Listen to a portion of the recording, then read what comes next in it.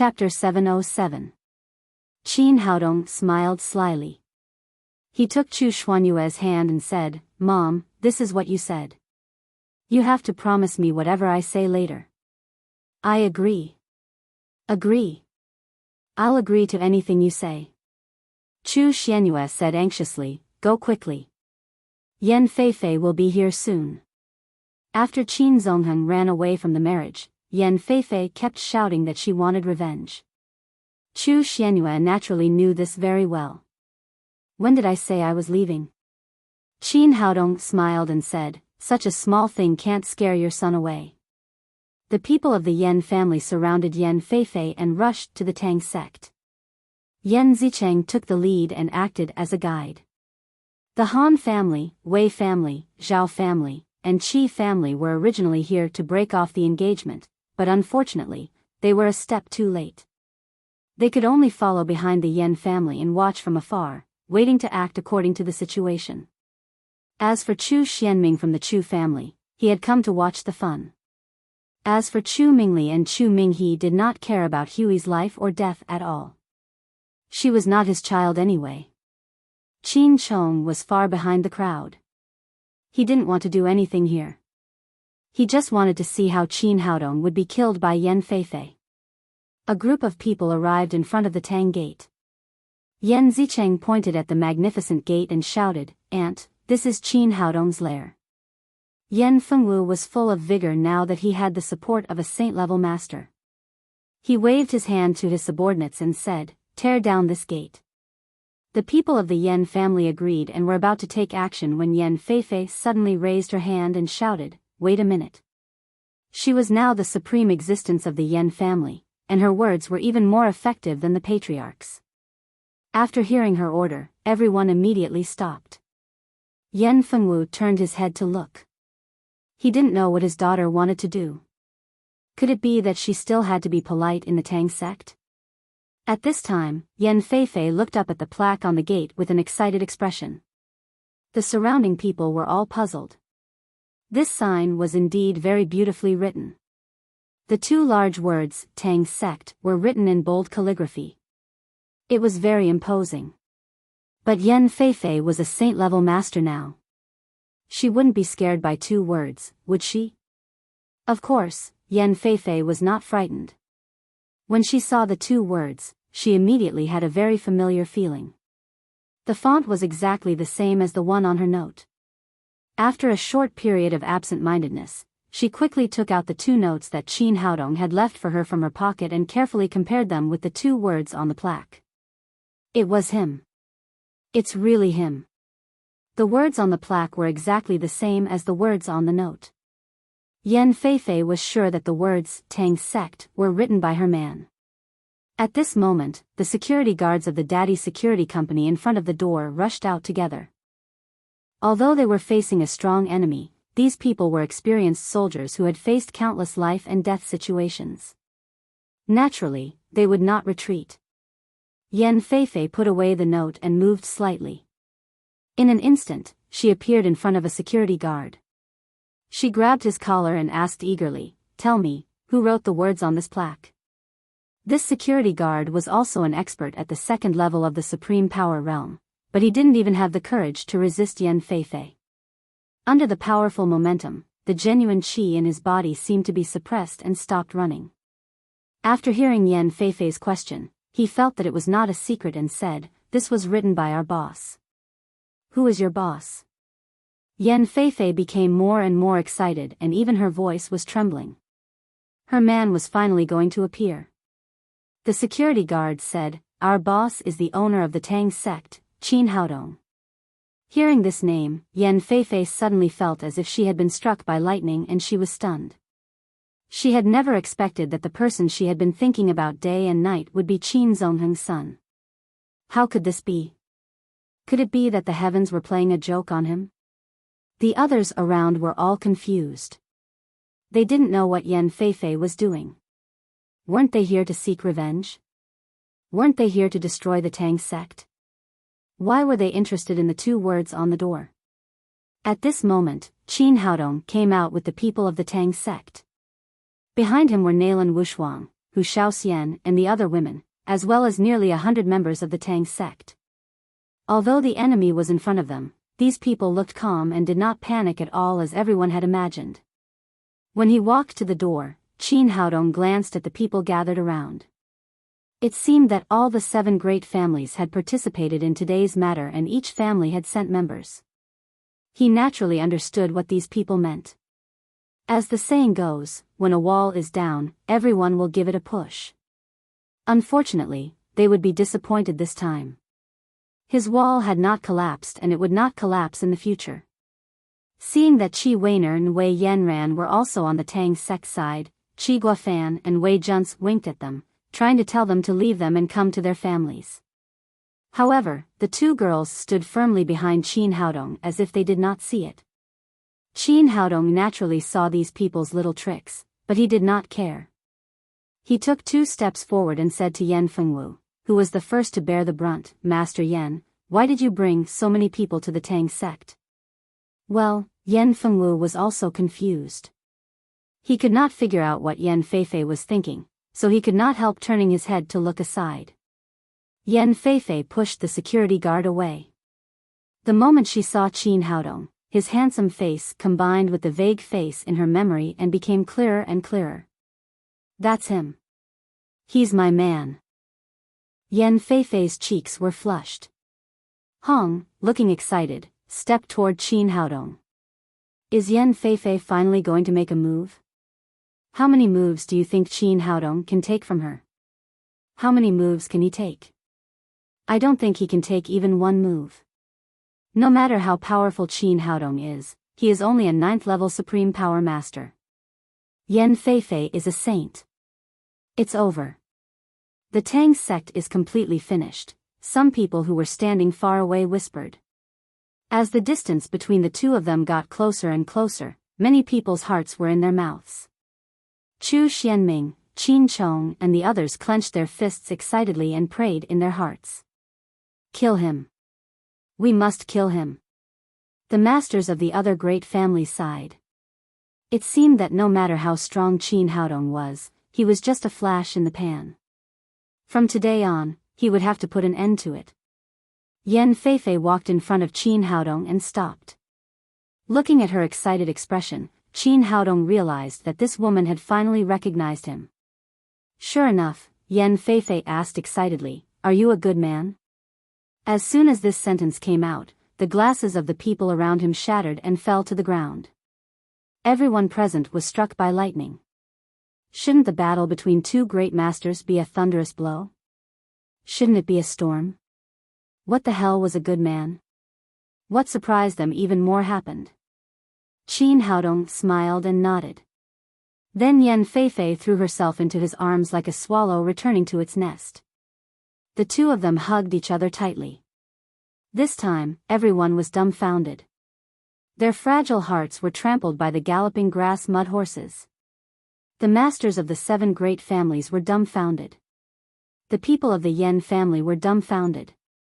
Chu Xianming and Qin Chong were also dumbfounded.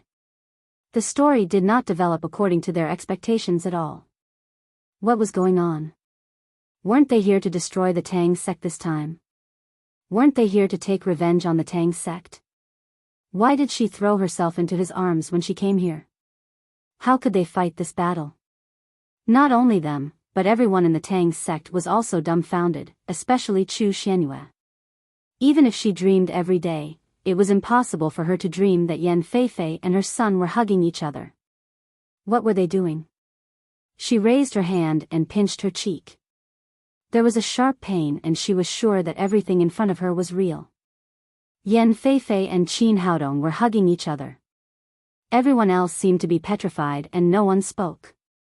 The air around them became extremely heavy and time seemed to have stopped. As the saying went, no one knew a daughter better than her father. Yan Fengwu knew his daughter very well. She had been arrogant since she was a child and she did not care about ordinary men at all. Now she threw herself into the arms of a man when they met, which could only mean one thing. Thinking of this, his heart skipped a beat. Could it be that Qin Haodong was the man Yan Feifei mentioned?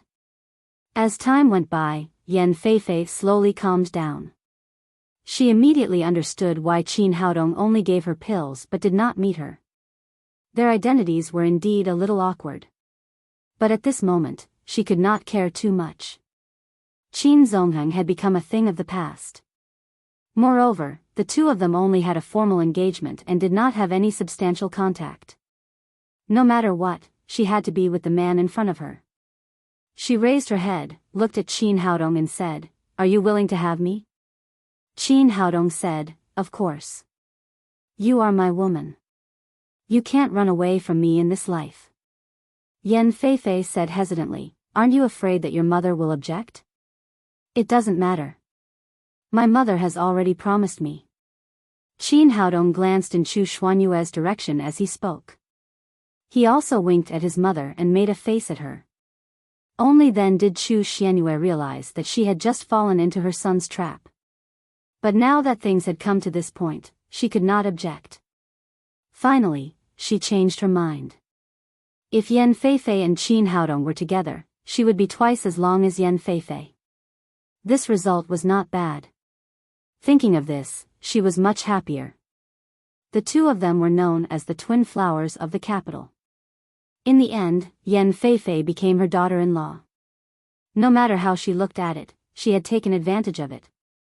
Seeing that Chu Xuanyue did not object, Yan Feifei took Qin Haodong's arm and turned to the Yan family and said, "From today on, I'm Qin Haodong's woman, which means I'm a member of the Tang sect."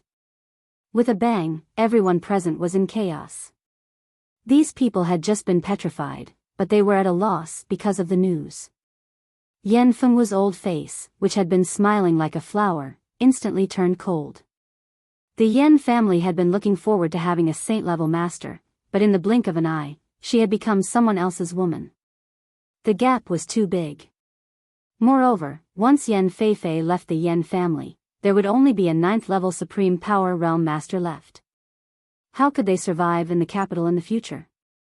The masters of the Han family, the Wei family, the Zhao family, and the Qi family were shocked at first, and then they breathed a sigh of relief. The current situation had been reversed in a way that no one could have imagined. Not only was the Tang sect not destroyed, but there was another saint-level master, which was even more powerful than before. Fortunately, the Yan family was ahead of them. If they had broken off the engagement first and completely offended the Tang sect, the consequences would have been unimaginable. When Chu Minglin and Qin Chong came to their senses, they could not help but gnash their teeth with hatred. They had originally wanted to see how Qin Haodong would die, but in the end, not only did he not die, but he also won the beauty and strengthened the Tang sect. This made them envious and jealous.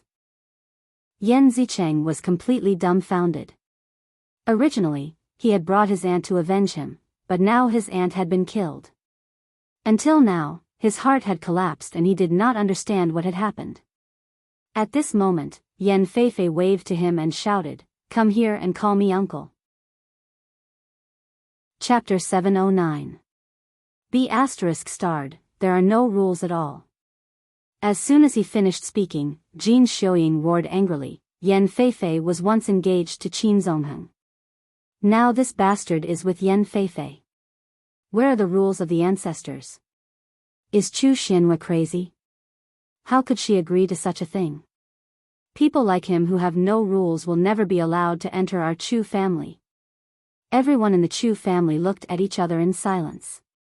They really didn't know what this old lady was thinking. She made it seem as if the Tang sect wanted to curry favor with the Chu family. Now the Chu family couldn't invite them even if they wanted to. Chu Xuanli said, "Mother, you can't say that." Although Yan Feifei was engaged to Qin Zongheng did not agree and ran away on the day of the wedding. From this point of view, Yan Feifei has nothing to do with Qin Haodong. Why can't they fall in love freely? That won't do. Jin Xiuying was about to publicize her old rules when Chu Shanhe said with a sullen face, "Enough, don't mention this again. In the future, no one in the Chu family is allowed to provoke the Tang sect and no one is allowed to disrespect Qin Haodong. Otherwise, they will be punished according to the family rules." Jin Xiuying was extremely annoyed. She felt that Chu Shanhe's words were aimed at her. But before she could say anything, Chu Shanchuan said coldly, "Remember, from today on, if you are dissatisfied with Qin Haodong, you have to endure it. If you bring disaster to the Chu family, I will be the first to punish you." After returning to the Tang sect, Qin Haodong introduced Yan Feifei to everyone. All the women welcomed this new member. Only Chu Xianyue was not used to it at first, but as time went by, the two of them slowly eased up. Yan Feifei had successfully broken through the bottleneck of the Saint Realm, but the women of the Tang sect had not made any moves. Qin Haodong couldn't help but feel a little anxious. It seemed that compared with Yan Feifei, these people's foundation was still a little worse. In order to speed up everyone's cultivation, he took out a large number of medium-level spirit stones from the storage ring and set up a spirit-gathering formation in the entire Tang sect.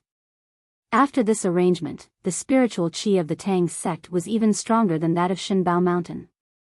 The cultivation speed of the entire Tang sect had been greatly improved. It was almost midnight when he finished all these things. Qin Haodong stepped into Qi Wan-er's room. Ever since he snatched this little girl back, the two of them hadn't had any intimate contact. Qi Wan-er was still the same as before. As soon as Qin Haodong entered the door, she threw him on the bed. Then the two of them fought fiercely. After a long time, both of them were greatly satisfied. Qin Haodong began to run his genuine qi to help her improve her cultivation through the double cultivation initiation. The next morning, Qi Wan-er's cultivation also reached the 9th level of the Supreme Power Realm. Qin Haodong was not surprised at all. Although his current cultivation had entered the threshold of the Saint Realm, Qi Wan-er's state of mind was not enough. The double cultivation initiation technique could not help her become a saint. She could only rely on her own cultivation to improve her state of mind. Once his mental state was sufficient, he would naturally be able to break through the bottleneck of the Saint Realm. After breakfast, he went to the Zhao family again and stayed with Zhao Qinggu for half a day. They made an appointment that Zhao Qinggu would move into the Tang sect tonight. During this period, he also learned a lot about Han Jieyu. Zhao Qinggu, one of the three beauties in the capital, liked to dance, Wei Yanran liked to paint, and Han Jieyu regarded flowers as her life. In the suburbs of the imperial capital, Hua Jieyu ran her own floral ecological club. In the beginning, she only did it to satisfy her personal preferences. Who knew that more and more people would come to eat there, and it slowly became one of the high-end places in the imperial capital. In the food industry, its status was not inferior to that of the Taotai restaurant. Half an hour after leaving the Zhao family, Qin Haodong stood in front of the health club. It had to be said that the concept here was indeed very unique. The appearance of the entire ecological club was built like a blooming peony. It looked not only beautiful, but also extremely elegant and classy. At this time, it was close to noon, and there was an endless stream of guests coming to eat. The parking lot in front of the club was full of luxury cars. Those who could come here to eat were either elites in the industry, business celebrities, or people from the upper class. Qin Haodong stepped into the door of the club. After entering the door, he suddenly smelled a fragrance. In other restaurants, there was the fragrance of food, but here, there was the fragrance of flowers, which seemed to be free of the smell of smoke and fire. The entire hall of the ecological club was a sea of flowers. Precious flowers that were rarely seen outside could be seen everywhere here.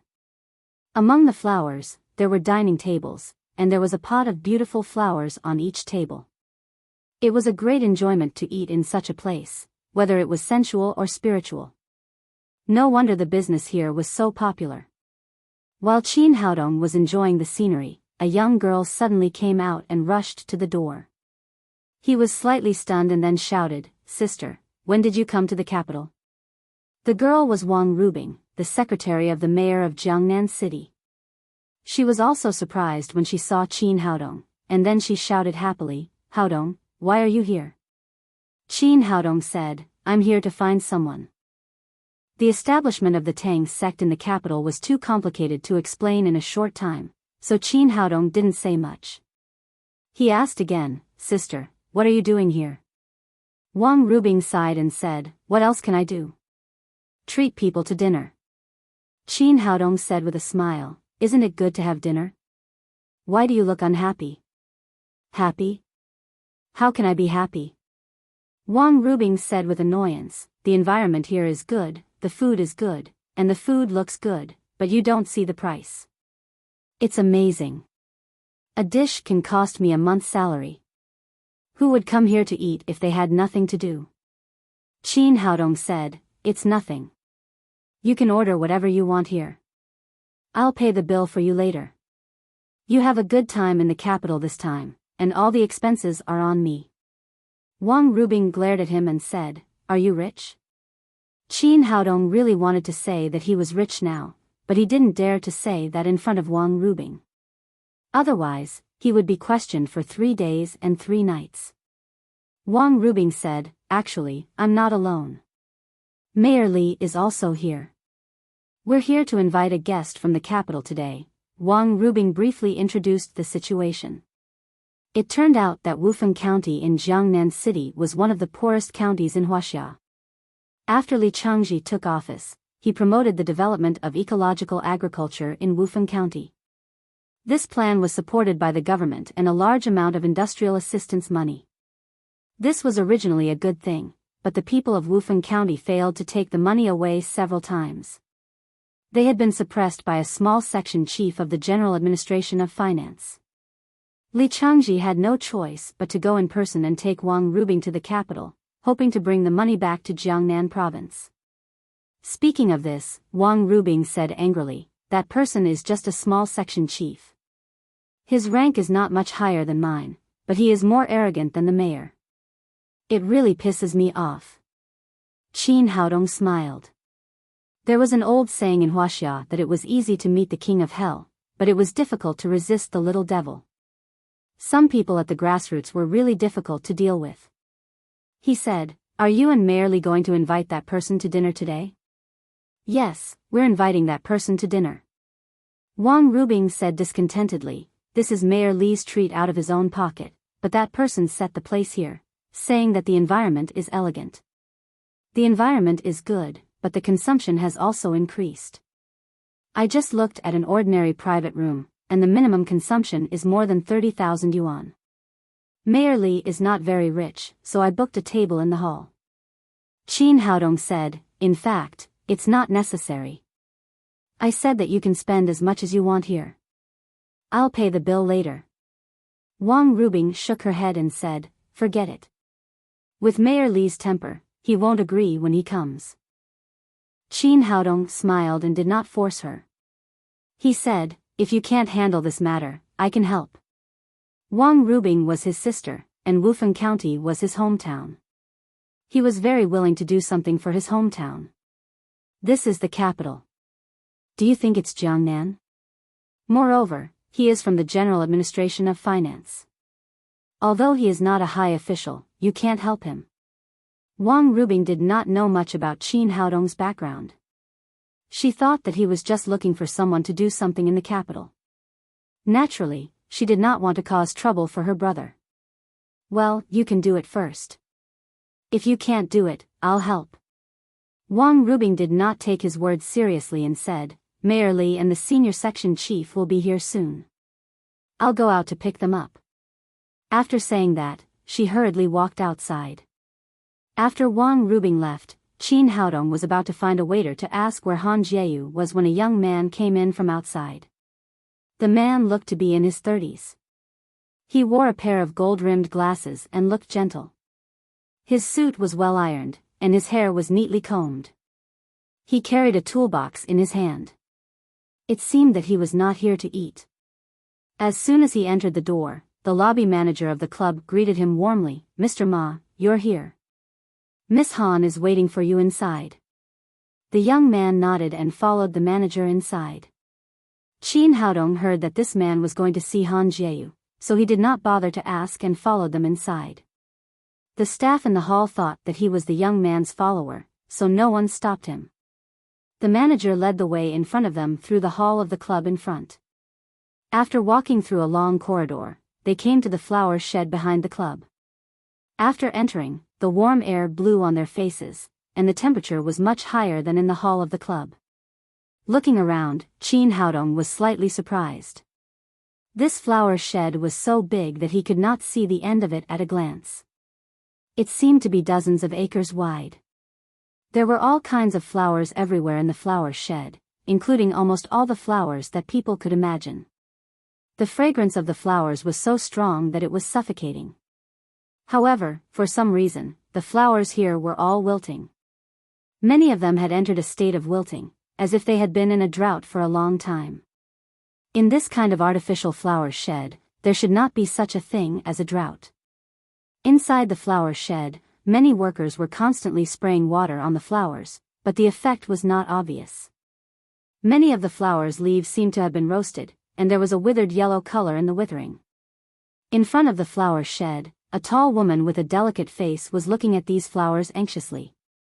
From her eyes, it could be seen that she really felt heartache for these flowers. There were 7 or 8 florists standing next to her. These people looked at the withered flowers in front of them and kept shaking their heads and sighing. They were all well-known florists in the capital. Some of them had even worked with flowers for a lifetime, but they had never seen such a strange disease. Chapter 7:10. The manager stepped forward and said, Mr. Ma is here." The woman turned around. It was Han Jiayu, one of the 3 most beautiful women in the capital. Han Jiayu was wearing a white dress. She stood there like a blooming white lotus, holy and beautiful. At this time, she frowned slightly, as if there was an unsolvable sorrow, which made people feel pity for her. Qin Haodong sighed secretly. She was indeed like a beautiful flower. He had seen many beautiful women. Although Han Jiayu was beautiful, he only admired her. The young man named Mr. Ma in front of her was like a statue. He stood there and stared at Han Jiayu, as if he had lost his soul. Han Jiayu frowned. Obviously, she was extremely dissatisfied with this person's performance. She said coldly, "Mr. Ma, please help me check what's wrong with the flowers in this flower shed. Why did they all wither overnight?" "Oh." The young man came to his senses and said confidently, "Miss Han, don't worry. With me, Ma Yuanchao, I guarantee that there will be no problem with your flowers." Ma Yuanchao was indeed confident. His teacher was Zhang Tianda, the chief academician of the Academy of Agricultural Sciences. Although he was just 30 years old, he had already been appointed as an associate researcher of the Academy of Agricultural Sciences, which was equivalent to an associate professor. He was an elite among the younger generation of the Academy of Agricultural Sciences. Han Jiayu had originally invited Zhang Tianda this time, but it was a pity that Zhang Tianda was away, so he gave this task to his best student. In Ma Yuanchao's opinion, treating the sick flowers was a trifle for him. It was not worth mentioning at all. At first, he was a little unhappy, but when he saw Han Jiayu, he immediately became excited as if he had been injected with chicken blood. It could be seen that this woman liked these flowers very much. As long as he showed a little bit of his ability to cure these flowers, he would definitely win her heart. Maybe he could even win her heart. Hearing that Ma Yuanchao could cure the flowers in her flower shed, Han Jiayu's expression softened a little. She said to an old man in his 60s next to her, "Mr. Zhang, can you tell us about our flower shed?" The old man was about to step forward to speak, but Ma Yuanchao said first, "There's no need to introduce it. In fact, it's very simple for flowers to get sick. It's nothing more than pests, soil, diseases, varieties and other problems.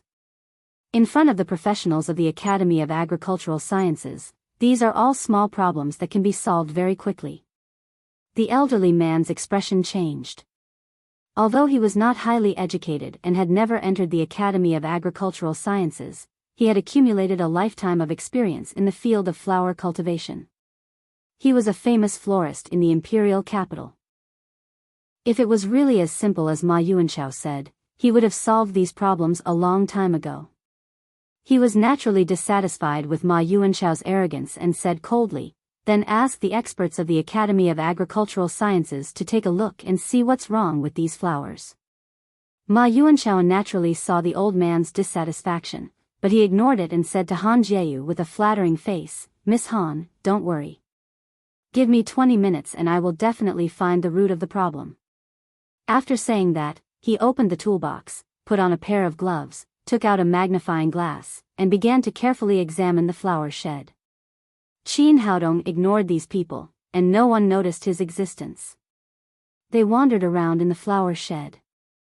It might be difficult for him to detect the problem in other places, but there were flowers everywhere. As the emperor green would, these plants were like his eyes, nose, and ears. Soon, he found the problem. After walking around, he returned to the crowd. At this time, Ma Yuanshao was holding a magnifying glass in his hand and observing a pot of golden-rimmed roses. This pot of roses used to be very lush, but now it had withered and the blooming flowers had shrunk. There was no breath of life at all. The temperature in the flower shed was very high. It seemed that Ma Yuanshao had not found the root of the problem. He looked anxious and the sweat on his forehead dripped into the flower pot. The old man surnamed Zhang looked at his watch and said coldly, "Expert from the Academy of Agricultural Sciences, it's been half an hour. Didn't you say that you could find the root of the problem in 20 minutes? Should there be a result now?" Ma Yuanshao's face was full of annoyance. At first, he was still full of confidence, but after seeing these flowers, it actually did not match up with the knowledge he had learned. He searched through all the memories in his mind, but he could not find the problem. He even had a video call with his teacher, Zhang Tianda, but Zhang Tianda could not determine the cause of the withered flowers. He put away the magnifying glass, raised his head and said awkwardly, the problem here is too complicated. I have to take the soil samples and the sick flowers back for a detailed test. But Miss Han, don't worry. As long as you give me 3 days, I will definitely find the root of the disease." Han Jieyu originally had great hope for the expert invited by the Academy of Agricultural Sciences, but her face immediately darkened after hearing his words.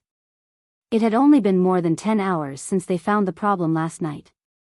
Half of the flowers had withered and died. If they waited for another 3 days, even if they found the problem, there would be no more living flowers in the entire flower shed. The old man surnamed Zhang sneered and said, "You were so sure just now that you can find the root of the problem in 20 minutes. Now you need 3 days. Can you do it or not?" At this moment, a clear voice said, "He can't do it. Let me do it."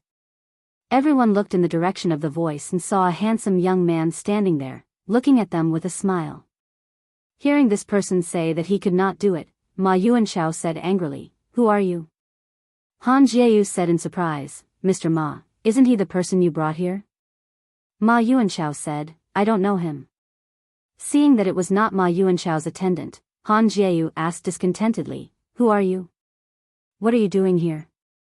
Although the young man looked very handsome, she was now worried about the flowers in the flower shed and was in a bad mood.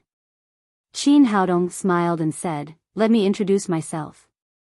My name is Qin Haodong and I'm a doctor."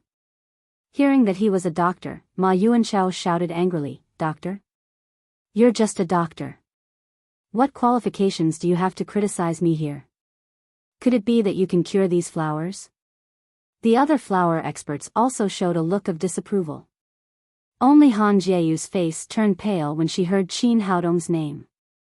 Grandpa had just mentioned this person to her yesterday, but she did not expect that he would come to her today. In her impression, the young man in front of her was a 9th-level Supreme Power Master, who was definitely not someone to be trifled with. She was afraid that Qin Haodong would kill Ma Yuanshao if he was unhappy, so she hurriedly said, "Mr. Ma, please don't talk so much." But Ma Yuanshao was just an ordinary person. He did not know the battle between the big families, nor did he know how terrible a 9th-level Supreme Power Master was. In his eyes, Han Jieyu's words were completely disdainful of him. He immediately shouted, "Miss Han, please believe me. I can assure you that our Academy of Agricultural Sciences is absolutely the best expert in flowers. Even we can't find the problem, so he definitely can't do anything about it." Han Jieyu really did not want to talk nonsense with him. She turned to Qin Haodong and said, "What are you doing here?" It was the same question, but the meaning of it was completely different from before. Just now, she was just asking a stranger, but now she was facing a 9th-level Supreme Power Master, who dominated the capital. Qin Haodong smiled and said, "Your grandfather even sent your dowry to our Tang sect. I have to come and see you." After he said that, Ma Yuanchao's expression suddenly changed. He did not expect that the goddess in his heart had already been engaged, and it seemed to be an arranged marriage. The two of them had not even seen each other, but their marriage had been arranged by their families. He shouted angrily, "Miss Han, what era is it now? How can there be an arranged marriage? Don't care so much about it. You should dare to stand up against the feudal evil." Ma Yuanchao spoke passionately and indignantly, but Han Jieyu did not even look at him. She continued to say to Qin Haodong, "I can admit the engagement between us, but if you come here like this, even if you get my body, you can't get my heart. Miss Han, you can't give up like this. You have to dare to fight against an arranged marriage." "Don't worry, I can help you," Ma Yuanchao shouted again, but Qin Haodong still ignored him. He smiled and said to Han Jieyu, "Miss Han, how can I win your heart?" Han Jieyu said, "If you can cure all the flowers in my garden, my heart will be yours in the future." A charming smile appeared on Qin Haodong's handsome face. "It's a deal." He was the Emperor Greenwood. It was as easy as eating and drinking for him to cure the diseases of flowers. If it were not for the special reason here, he would only need to flick his fingers to make these flowers come back to life. Although no one paid attention to him, Ma Yuanchao was unwilling to be left out. He shouted again, "Boy, don't force yourself. Even the experts of our Academy of Agricultural Sciences can't find the problem with these flowers. How can you cure them?" Qin Haodong looked at him coldly. This fly was really annoying. The experts of the Academy of Agricultural Sciences are not immortals. Today, I'll open your eyes. There's always someone better than you. As he spoke, he reached out and picked a withered rose from the pot of gold-rimmed roses under his feet. It was a flower bud, which had been in bud before, but unfortunately, it suddenly withered and became a withered flower bud. Ma Yuanchao shouted, "Boy, what are you doing? Even if you can't cure them, don't destroy these flowers." Han Jieyu also frowned slightly. It was obvious that she was very dissatisfied with Qin Haodong's action. But at this moment, her big eyes suddenly lit up. Qin Haodong reached out and flicked the flower bud. The gold-rimmed rose, which had withered and died, not only immediately regained its vitality, but also bloomed in an instant. A beautiful gold-rimmed rose appeared in front of her. "Miss Han, it's our first time meeting. Here's a small gift for you," Qin Haodong said as he handed the rose in his hand to Han Jieyu. "Thank you." After recovering from the shock, Han Jieyu stretched out her slender hand and took the flower. She was obviously very satisfied with Qin Haodong. She took the gold-rimmed rose in front of her, closed her eyes gently and sniffed it with her nose. The fragrance of the flowers made her feel particularly intoxicated. Ma Yuanchao was also shocked, but then he shouted, "Boy, it's just a little magic trick. If you have the ability, you can save the flowers in the garden." He did think so too. How could someone make the withered rose bloom again? He was not an immortal. He must have used magic to replace the withered rose. After hearing what he said, the others also nodded and focused their eyes on Qin Haodong. "Don't worry, I'll show you what I can do now."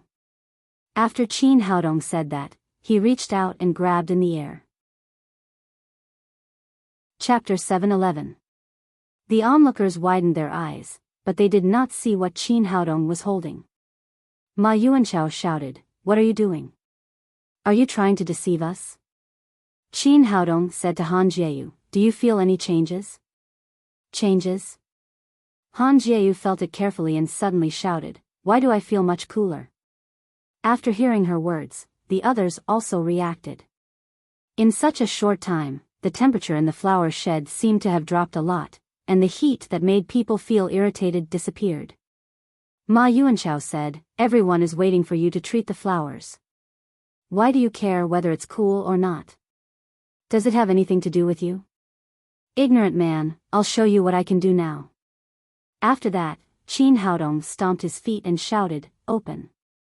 Following his shout, all the flowers and plants in the entire flower shed were like soldiers who had received orders. They bloomed with vitality, and beautiful flowers bloomed one by one. The decaying flower shed instantly turned into a sea of flowers. The fragrance filled the air and enveloped the whole place. The people in the flower shed were shocked by the scene around them. They could not believe it was true. Why is the longevity flower blooming? Its flowering period is from January to April. Why is it blooming now? Oh my God, look, these iron trees are also blooming. A middle-aged florist pointed to an iron tree next to him and shouted in surprise. As everyone knew, it was very difficult for iron trees to bloom. Even if there were 1 or 2 branches, it was very rare. But now there were many flowers blooming. Look, the epiphyllum is also blooming. The so-called short-lived epiphyllum was extremely rare. This kind of epiphyllum usually bloomed late at night and its flowering period was very short. They did not expect that it was blooming now. The people present were like Granny Lu entering the Grand View Garden. They looked around and kept exclaiming. It was no wonder that they were so shocked. Qin Haodong's shout just now even made the bristle grass next to them blossom into small flowers. Ma Yuanchao opened his mouth wide and stood there as if he had been frozen. He could not believe all this. It was completely unscientific. Could it be that the young man in front of him was an immortal? How was this possible? Han Jieyu held her hands in front of her chest and looked at the flower shed that had regained its vitality and the blooming flowers around her. She felt that her heart had lost the ability to beat. She had a special fondness for flowers since she was a child. She once secretly vowed that she would marry a man who loved flowers. She just wanted to make things difficult for Qin Haodong and vent her dissatisfaction with her grandpa's arranged marriage. But she didn't expect that this man would give her a miracle. With a raise of his hand, all the flowers in the garden bloomed. What a magical man. There was a faint smile on Qin Haodong's face. As Emperor Greenwood, controlling vegetation was a piece of cake for him, so he did not take it seriously. Miss Han, isn't it time for you to fulfill your promise? Han Jieyu glanced at him shyly, then turned to the people next to her and said, "You can leave now." The staff of the flower shed knew that the miss had something to talk about, so they walked out one after another. Ma Yuanchao came to his senses and looked ashamed. He did not dare to look at Han Jieyu again. He carried his toolbox in one hand and ran out in a hurry. Soon, only Qin Haodong and Han Jieyu were left in the sea of flowers. Han Jieyu said, "Can you tell me how you did it? What's wrong with these flowers of mine?"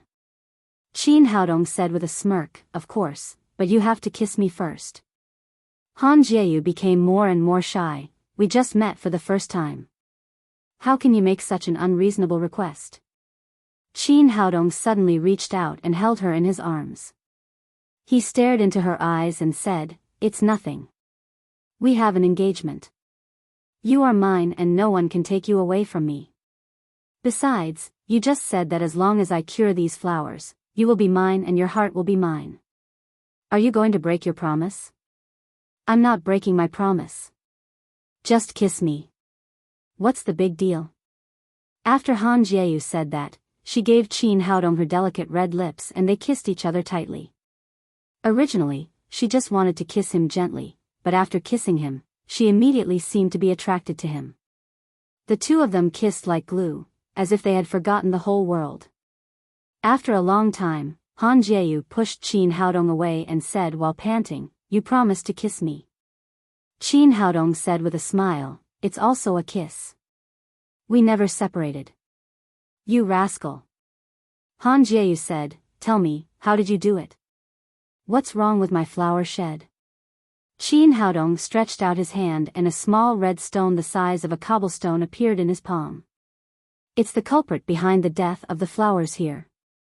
Han Jieyu looked at the small stone. It looked no different from an ordinary cobblestone, but its color was exceptionally red. There seemed to be a small flame jumping in the stone. What is this? She reached out to grab the small stone. Qin Haodong quickly stopped her and said, "Don't touch it. It's called a flaming crystal. It will burn you." How could it be? I can't feel its temperature at all. Although Han Jiayu said so, she still took her hand back. She had an inexplicable sense of trust in the man in front of her. Qin Haodong said, "Don't underestimate this little thing. You can't feel its temperature because I wrapped it with genuine qi. Once I release it, the whole flower shed will be burned to ashes." He was not exaggerating at all. If he had not reached the nascent soul stage, he would not have been able to control this flaming crystal with his genuine qi. He had seen the flaming crystal in the cultivation world. It was formed by the essence of fire. He did not expect to see it on earth.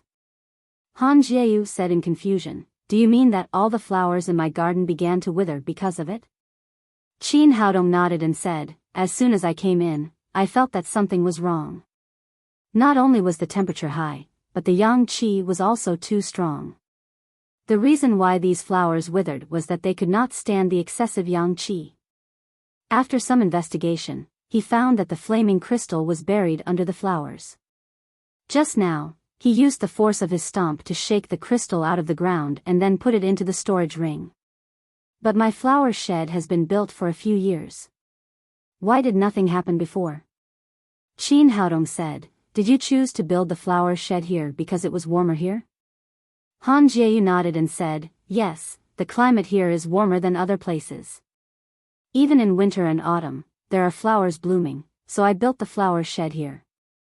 Qin Haodong said, "That's right. The flaming crystal has a sleeping period, which is equivalent to hibernation of animals.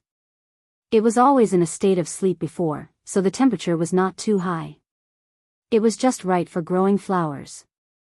Now it shows signs of waking up, so the heat is getting stronger and stronger. Naturally, the flowers here can't stand it. Fortunately, it takes a long time to wake up. If it reaches its best state at once, there will definitely be a fire here and the club in front will be burned to ashes."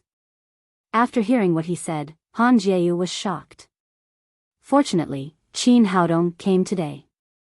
Otherwise, all her efforts over the years would be in vain. "Well, I've solved all the problems. You can leave this place to others in the future. There won't be any problems." "Leave it to others? This is my flower shed. Why should I leave it to others?" Han Jiayu blinked her beautiful big eyes and asked in confusion. Qin Haodong held her in his arms again and kissed her hard. Then he said, "Do you know now? You will be mine from now on, so you will naturally go back to the Tang sect with me. But my place is also very spacious. You can grow any flowers you want." Han Jiayu gasped and said charmingly, "Who said I want to go with you?" Qin Haodong looked at her with a smirk. "What's wrong? Haven't you kissed me enough?" Han Jiayu hurriedly said, "I've kissed you enough. I'll go with you, okay?" After that, she glared at Qin Haodong charmingly and said, "You only know how to bully me. It's broad daylight. If others see us like this, I'll be embarrassed." Qin Haodong said with a smile, "Who cares? We're legally married. Your grandfather has even sent me a dowry. What's there to be embarrassed about? From today on, I'm your man." "You're so annoying." Although Han Jiayu said so, she buried her head in Qin Haodong's arms.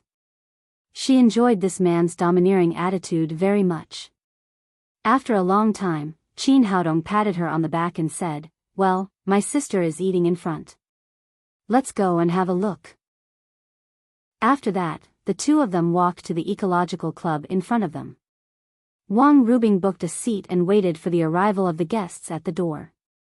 As soon as she stood at the door, Li Changji arrived. The two of them waited together for a long time, and the big-bellied Chief Gao finally arrived. Section Chief Gao was called Gao Jiangong. He was a small section chief in the General Finance Department. Although his position was not high, he had great power. Many of the funds allocated by the higher-ups had to go through his hands. This made him the god of wealth in the eyes of all departments. The money from Wufeng County in Jiangnan City had been approved for a long time, but he still refused to let them go. The reason was very simple. Jiangnan City did not say anything at all. They did not even treat them to a meal. How could they let them take the money away so easily? After a period of time, Jiangnan City finally responded. Today, the mayor personally came to treat them, which made him quite satisfied. With real power in his hands, he did not make any big mistakes. He had almost eaten in all the restaurants in the capital, big and small, and he liked the Flower Square Health Club very much. He had come here several times with his superiors. He felt that the environment here was good and comfortable, and the food here tasted good. It was just a little expensive, but it had nothing to do with him. Anyway, he did not have to pay for it himself. After seeing Gao Jiangong, Li Changji and Wang Rubing immediately greeted him politely. "Chief Gao, hello. We have been waiting for a long time." Although in terms of rank, Li Changji was much higher than him, a county official was not as good as a local official. Li Changji had the financial power, so he had to bow his head. Gao Jiangong was used to meeting leaders from all over the country, big and small. He was not polite to Li Changji. He patted his big belly and said in an official tone, "You must be Mr. Li from Jiangnan City. I'm sorry, I'm a little late. You know the capital is very busy. Sorry to keep you waiting." "It doesn't matter.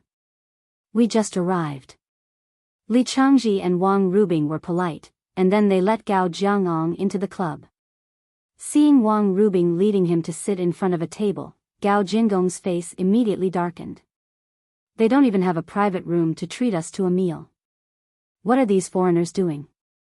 Seeing the guy's dissatisfaction, Wang Rubing forcibly suppressed the anger in her heart and said apologetically, "I'm sorry, Chief Gao. I'm a little late. There are no more private rooms here. I can only ask you to sit here." Chapter 712. After hesitating for a moment, Gao Jiangong finally sat down. But he said unhappily, "I've eaten out so many times, but this is the first time I've sat at the table." Wang Rubing breathed a sigh of relief. Anyway, she had finally passed the test. She hurriedly told the waiter to serve the dishes. When she booked the table just now, she had already ordered the dishes. She didn't dare to let Gao Jiangong order the dishes himself.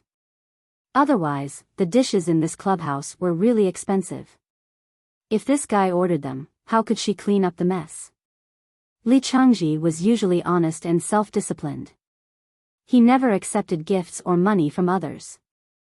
This time, he paid for the meal out of his own pocket.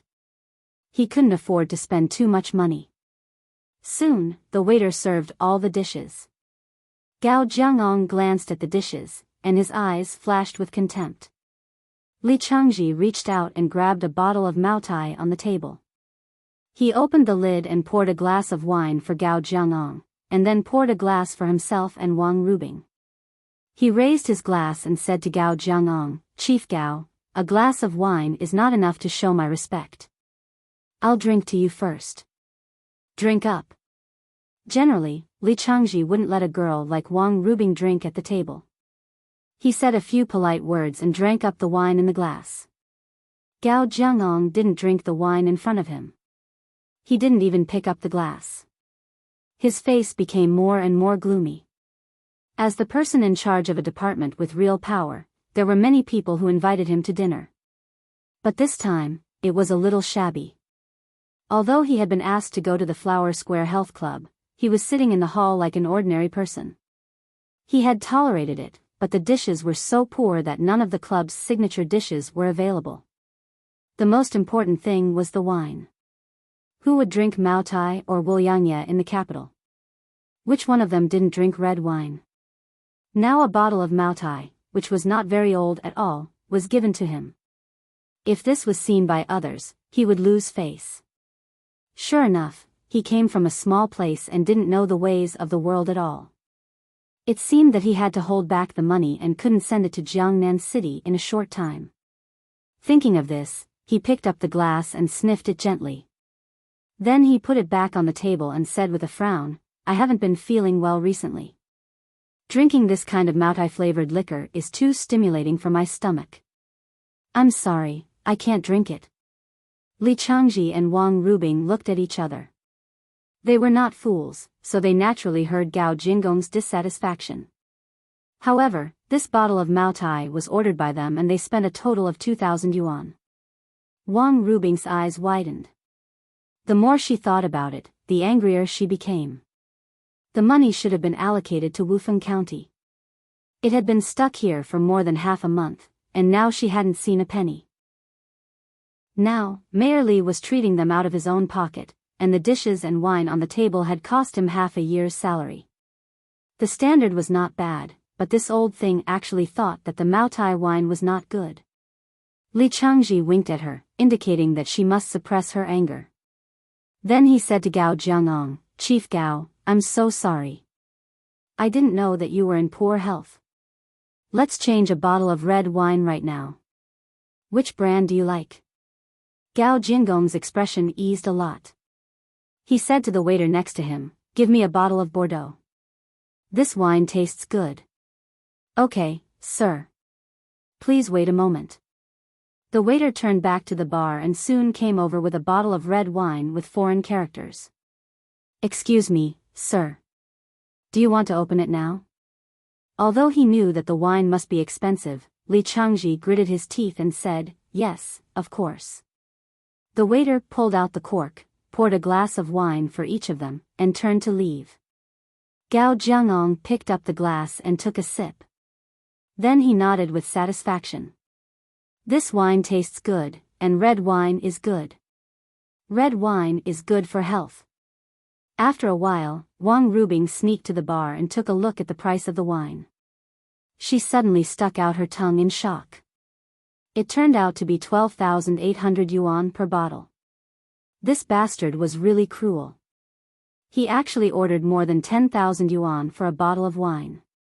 But now that the wine had been drunk, she could only hope that the money was not spent in vain and that she could take it back. Gao Jiangong didn't hesitate to eat and drink at the table. Because they knew the price of the wine, Wang Rubing and Li Changji didn't drink much. The 750 milliliters bottle of red wine was almost in Gao Jinggong's stomach. Seeing that they were almost drunk, Li Changji said, Chief Gao, we're from Jiangnan City. It's not easy to work at the grassroots level. Please help us. We really need the poverty alleviation fund from the state. Can you help us solve it as soon as possible? Gao Jiangong drank up the last glass of wine, but he was getting angrier and angrier. He really didn't know what people from such a small place were thinking. They just drank a bottle of wine, but they didn't call it wine. He hadn't drunk enough yet. How could they talk about it? He said with a cold face, Old Li, there are many grassroots departments in the country, and there are many poor counties. There are too many places that need money. You'd better wait for the money. Then he sneered in his heart. Although your level is higher than mine, so what? This is the capital, under the feet of the emperor. You still have to listen to me. Seeing that the meal was going to be wasted, Li Changji quickly said, Chief Gao, can you make an exception? This money is used to build an ecological agricultural industrial base. If the money is in place now, it can be used for the basic construction. If it's a little later, it will be too late. This delay will be a year. I can't make an exception. Gao Jiangong said with a sullen face, It's your job to arrange the production. My job is to allocate the money reasonably. There are too many places that need money now. There are people who have to wait here for more than half a year. This kind of thing can't be rushed. After all, the state's funds are limited. You can continue to wait in line. As he spoke, he felt a burst of disdain in his heart. Sure enough, people from a small place. I can tolerate it when they sit at the table. I can also tolerate when they order some plain vegetables instead of the signature dishes. But they only drink one bottle of wine. How can they talk about it without drinking enough wine? It seems that this money can't be released in a short time. Li Changji was a little anxious and said, Chief Gao, This money is specially approved by the state. Gao Jiangong sneered and said, which of my money isn't approved by the state? How can I release it without approval? Isn't that a mistake? I have something to do. I'll go first. After that, he stood up and walked out of the door. Seeing that the meal was in vain, Wang Rubing could no longer suppress the anger in her heart. She stepped forward and grabbed his arm. You can't go. Gao Jiangong suddenly became angry. Sure enough, people from a small place have no manners at all. What are you doing? He turned around, shook off Wang Rubing's arm, and said angrily, do you people from a small place have any rules? I'm telling you, there's something wrong with this money. I'll go back and re-examine it. Whether to release it or not depends on the review. No matter what, he was a tall and strong man. Wang Rubing was thrown back 7 or 8 steps by him. In the end, she failed to stabilize her center of gravity and fell backward. She was so scared that her face turned pale. At this moment, a big hand firmly supported her back and helped her up. Qin Haodong helped Wang Rubing up, looked at Gao Jiangong in front of him and said coldly, I'll give you one last chance. Go back and handle the Poverty Alleviation Fund in Wufeng County now. It must be distributed before 8:30 tomorrow morning. Otherwise, you can quit your job. Boy, who are you? How dare you talk to me like this? Gao Jiangong was furious. He really didn't know what was wrong with him today. But at this moment, he suddenly saw Han Jiayu standing next to Qin Haodong. Miss Han, why are you here? Although as an ordinary person, he did not know the existence of the 7 great families in the capital, he knew that Han Jiayu's identity was extremely special. Once, he came here for dinner with a deputy director who had real power in the bureau. The deputy director had to greet this woman respectfully when he saw her, and he was not even qualified to go up to her. Later, he asked about Han Jiayu's identity. The deputy director said that she was the boss of the health club and he could not afford to offend her. But if Han Jiayu was unhappy, she could make the deputy director lose his job. Even the deputy director could not afford to offend her, so he naturally remembered her. Every time he came here to eat, he would be very careful. Today, he saw her and hurried forward to greet her.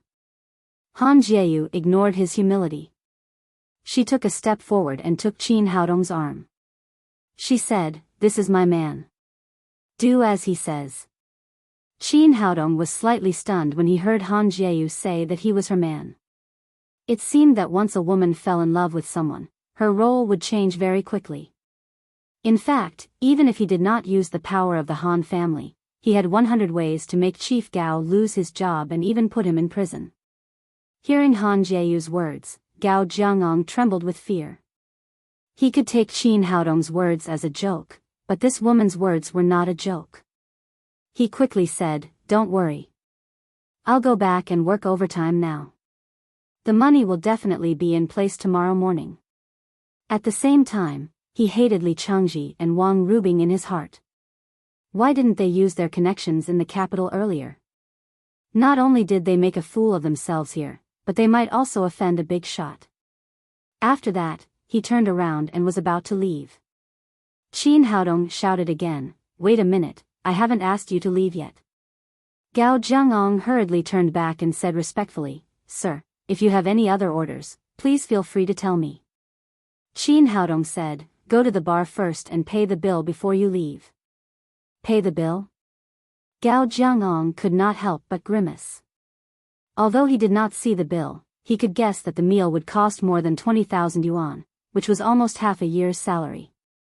If he had to pay the bill, it would be really painful. Qin Haodong said, what's wrong? Don't you want to pay? Yes. Yes. Gao Jiangong nodded repeatedly.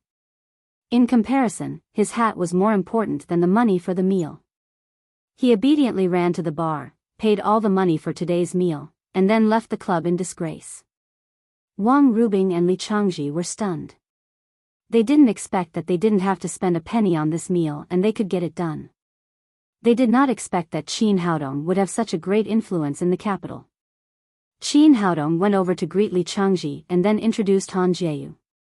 Hearing that they were Qin Haodong's sister and fellow villager, Han Jieyu hurriedly opened her own private room and then ordered a new table of wine and dishes to entertain the two of them. Finding an opportunity, Wang Rubing pulled Qin Haodong and asked, "Tell me the truth. What's your relationship with her?" Qin Haodong did not hide it and said, "You heard it just now. Jieyu is my girlfriend." Chapter 713. Wang Rubing asked, "What about Lin Momo? Did you abandon her?" No, I'm not that kind of person." Qin Haodong did not want to talk too much about this issue. He asked about the physical condition of old Master Li and the others, and then took out a bank card from his pocket and handed it to Wang Rubing. "Sister, there's some money in this card. Take it back and buy a bigger house in Jiangnan. Take grandpa, grandma and aunt there, and buy a decent car so that they can live a good life. If grandpa still can't give up traditional Chinese medicine, buy him another shop and open a clinic." Wang Rubing picked up the bank card and said, "You're spending money again. Do you know how much it costs to do these things in Jiangnan?" "Of course I know. It's about 70 or 80 million yuan. There's 100 million yuan in this card, which should be enough for you. I'll transfer more money to it later." Hearing that there were 100 million yuan in the card, Wang Rubing was so scared that her wrist shook and the card fell to the ground. She quickly picked it up and said, "Where did you get so much money?" Li Changji, who had been silent, also changed his expression. 100 million yuan was definitely not a small amount. Some large-scale enterprises only had tens of millions of registered capital, but Qin Haodong took it out calmly, as if it were 1,000 yuan. Qin Haodong said, "Don't worry. I didn't steal or rob the money. It's legal and above board." Wang Rubing pushed the card back to him and said, "Even if you got the money legally, grandpa, grandma, dad and mom can't accept it. Mom is still using the money you left last time for you to get married." Qin Haodong grabbed the card and stuffed it into her hand. "Just take it. It's a good time to get married. Who would want to spend money?" Wang Rubing hesitated for a moment and finally put the card in her bag. Then she glanced at Han Jieyu, whose cheeks were red. She glared at him and said, "How can you say that in front of a girl? Will you die if you don't pretend?" "I'm not pretending. I'm telling the truth." Qin Haodong said, "Sister, Mayor Li, come to my house after dinner." Li Changji said, "Little Qin, forget it. We've wasted a lot of time in the capital this time. There are still many things to do at home." As the mayor of a city, he had a lot of things to do. Wang Rubing said with a sad face, "The train tickets and air tickets in the capital are too tight. Now I can't even book a ticket back to Jiangnan." In order to be in a hurry, and the imperial capital had a very strict limit on the number of cars from other places, they flew here instead of driving. Qin Haodong said, "It's okay. I'll help you with the plane. Just tell me when you want to go back." Li Changji said, "Of course, the sooner the better. Please wait a moment." Qin Haodong took out his cell phone and called Uncle Wang. Uncle Wang was in charge of receiving the Zhao family's private plane yesterday. Soon, he hung up the phone and said to Li Changji, "I've booked the plane. It will take off in 2 hours. Let's eat now and then I'll send you to the airport." Wang Rubing reached out and pinched his waist. "Why are you always joking? Mayor Li is talking business with you." Qin Haodong grimaced and said with a wronged face, "Sister, why did you pinch me? I'm talking about business too."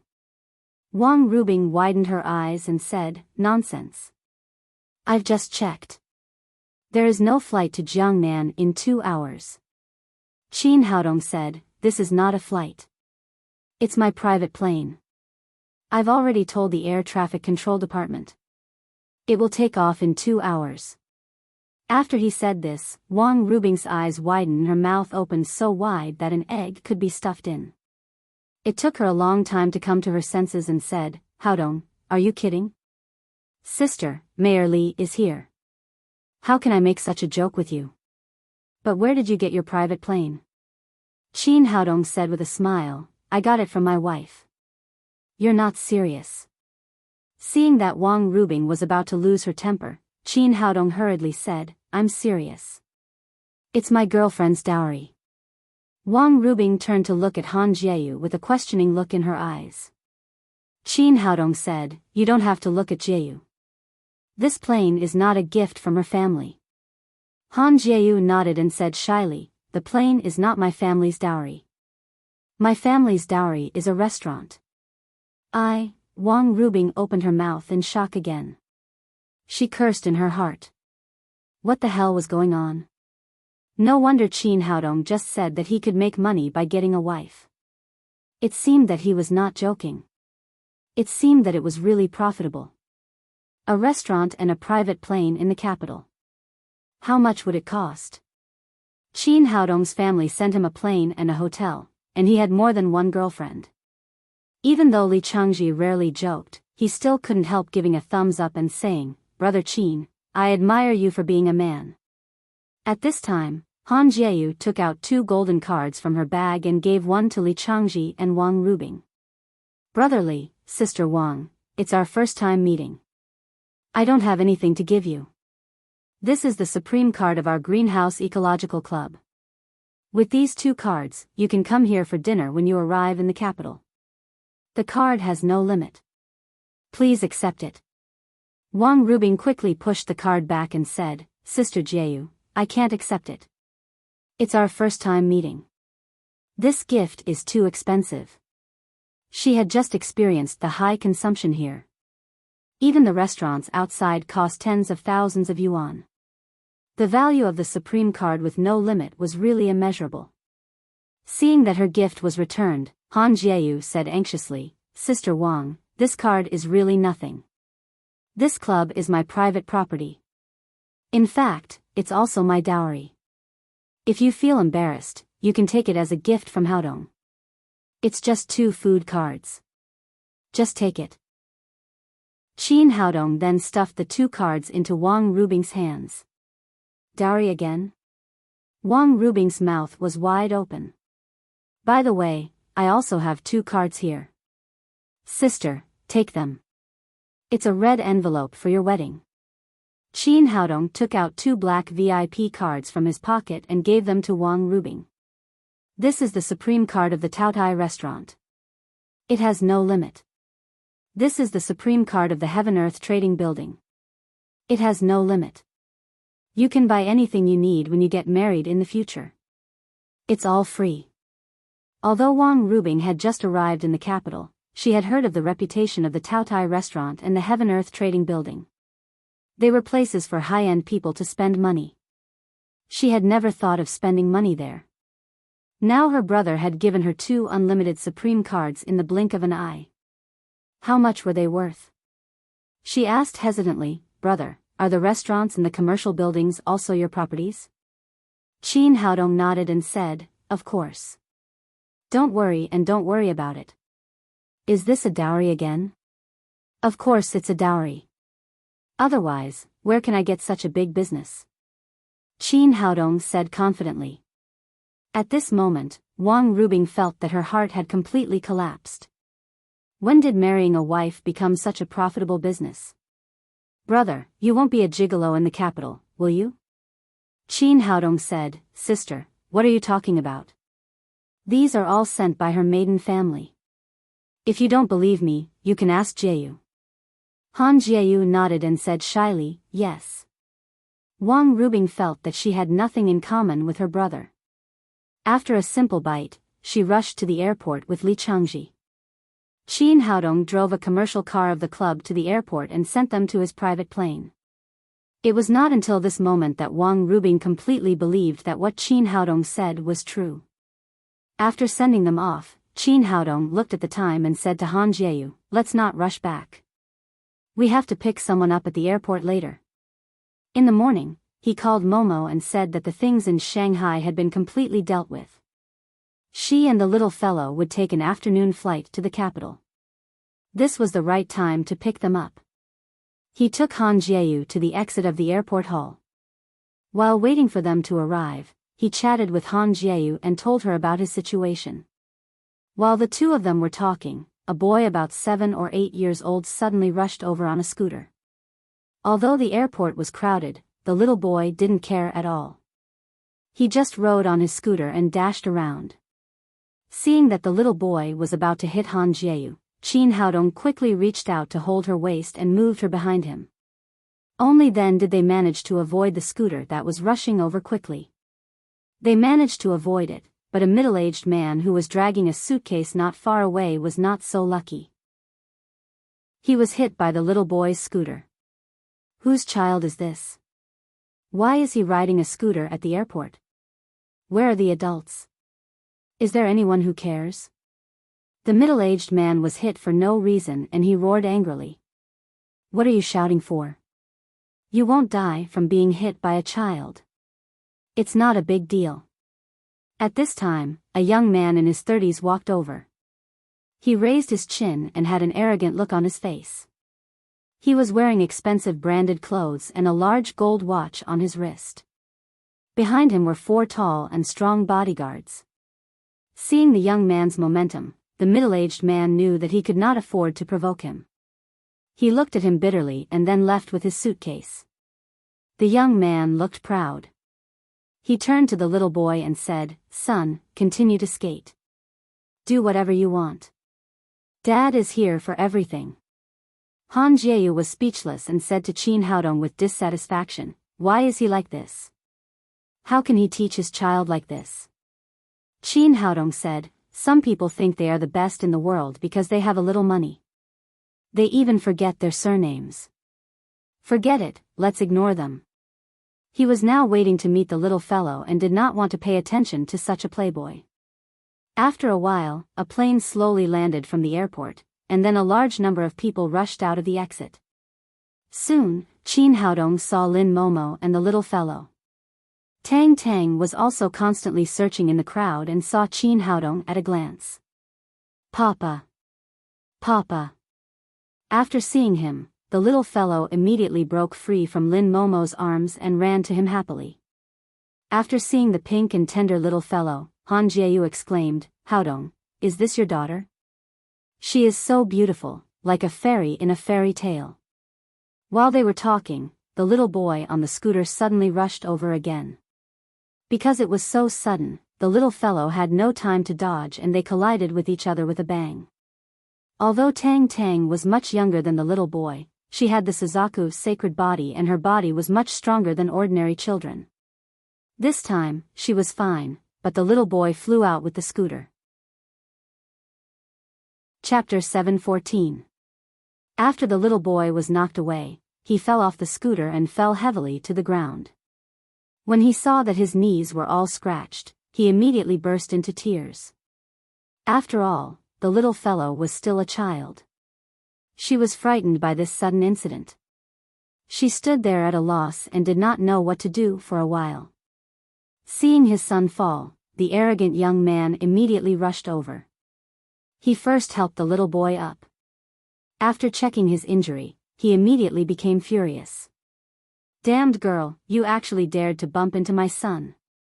He turned around and reached out to grab Tang Tang, but he grabbed nothing. He looked up and saw that the little fellow was held in the arms of a young man. Tang Tang hugged Qin Haodong's neck and said nervously, "Papa, I didn't mean to hit him. It's not my fault." Qin Haodong patted the little fellow on the back and comforted her, "Papa, I didn't mean to hit him. It's not my fault." He was right. If the young man had not allowed his son to play with the scooter at the airport, there would not have been such an accident. His son was injured, and now Qin Haodong said that he had no manners. The young man suddenly became furious. He pointed at Qin Haodong and shouted, "Boy, who are you talking about?" Qin Haodong said coldly, "Of course I'm talking about you. If you hadn't allowed the child to play with the scooter at the airport, how could this have happened? Fortunately, your son did not hurt my daughter. Otherwise, you would not be able to bear the consequences." It was okay that the scooter did not hit Han Jiayu just now, but now it had hit his daughter. How could he still tolerate this young man's arrogance? Fortunately, the little fellow was not injured. Otherwise, this young man would have to bear his thunderous anger. "Boy, how dare you talk to me like this? Do you know who I am?" Qin Haodong was about to speak when Lin Momo rushed over.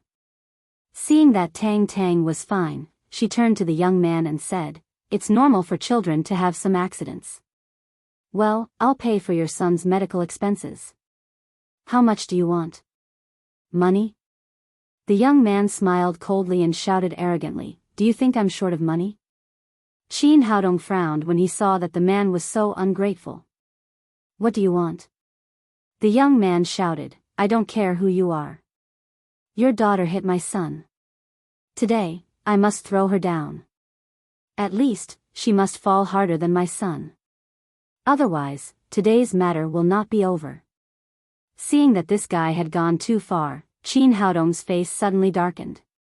When he was about to lose his temper, a coquettishly dressed woman came over.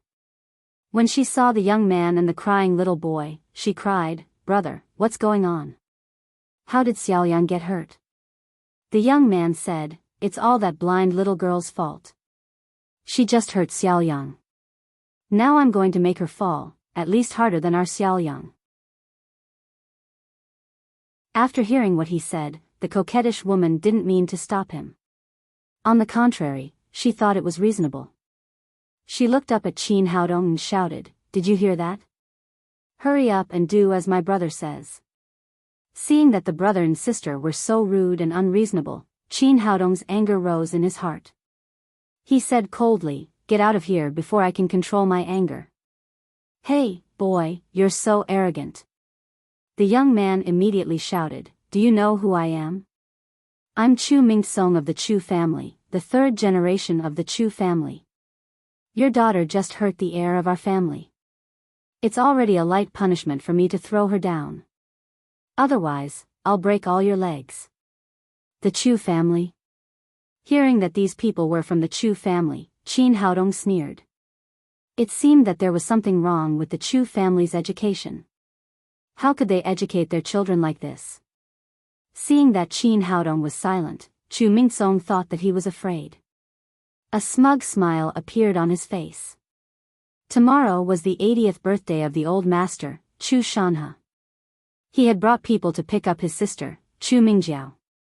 He shouted proudly, "Hurry up and do as I say. You can't afford to offend the Chu family." Qin Haodong glanced at him coldly and said, "For the sake of the Chu family, I'll give you a chance.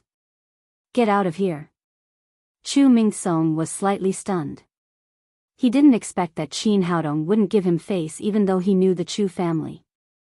He immediately became angry and waved to the bodyguards behind him. "Beat him up. First, destroy the toy boy, and then deal with the little girl." After receiving their master's order, the 4 bodyguards answered and rushed to Qin Haodong, who was holding the little fellow, like wolves. But before they could touch the father and daughter, a sharp high-heeled shoe appeared in front of them, followed by a scream. It was Lin Momo. Just now, she wanted to compensate them with some money. Seeing that these people were unreasonable, she no longer showed mercy and destroyed the 4 bodyguards in the blink of an eye. Chu Mingsong was stunned. His bodyguards were all retired agents of the special department. In the past, as long as they attacked, they would succeed. He didn't expect that the beautiful woman's long legs could be so powerful. In the blink of an eye, his bodyguards were destroyed. While he was stunned, Qin Haodong came to him with the little fellow in his arms.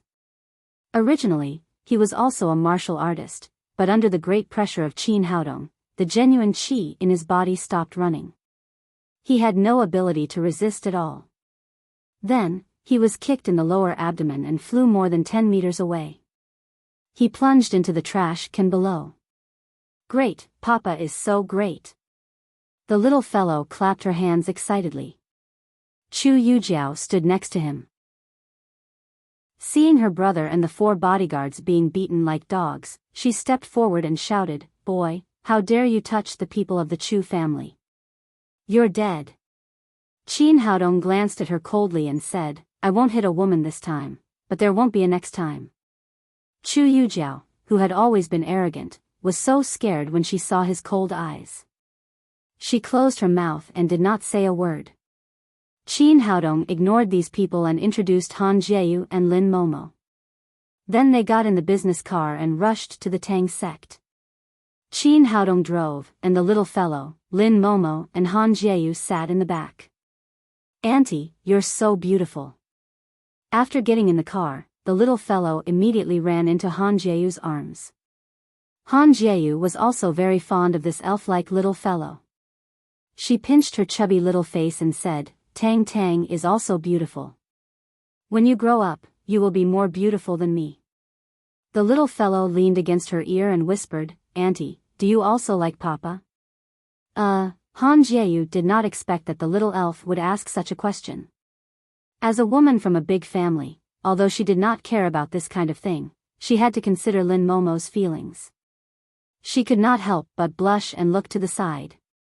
When she saw that Lin Momo did not have any strange expression, she was relieved. "Auntie, it doesn't matter. I'm talking so softly that Mama can't hear me. You can tell me secretly." After the little fellow finished speaking, she looked at Han Jieyu with a pair of big watery eyes. She could not refuse this elf-like little fellow, so Han Jieyu could only nod slightly. "Great, great, Papa found me a beautiful mama again." The little fellow shouted happily and no longer wanted to keep it a secret. With the existence of Tang Tang, the atmosphere in the car became extremely cheerful and there was laughter from time to time. After Qin Haodong left, the bodyguards hurriedly got up and ran over to pull Han Mingsong out of the trash can. Han Mingsong threw away the banana peel on his head and scolded angrily, "Bastard, do you think you're great just because you're a martial artist? How dare you hurt our Chu family? Just wait and see, I won't forgive you." After that, he took out his mobile phone from his pocket and quickly dialed his father, Chu Xianming. Chu Xianming had been very unhappy in the Chu family these days. Since Chu Xuanli was promoted to the 8th level of the Supreme Power Realm by Qin Haodong, his status in the Chu family had immediately risen. Whether it was the family master Chu Shanhe or the other two elders, they all looked up to the eldest son. It seemed that they had the intention to pass the position of the family master to Chu Xuanli. Although he also bought a spirit culturing pill at the last auction and managed to raise his cultivation to the 7th level of the Supreme Power Realm, there was still a great gap between him and Chu Xuanli. Tomorrow was the 80th birthday of the old master Chu Shanhe. He wanted to take the opportunity to perform well and restore his image in the eyes of the family master. He had just called his daughter Chu Mingjiao back and asked his son to pick her up at the airport. He did not expect that he would be beaten up. After hearing the news, he suddenly became furious. It was okay that he was bullied by Qin Haodong, but someone dared to bully his son. How could he have any face in the Chu family in the future?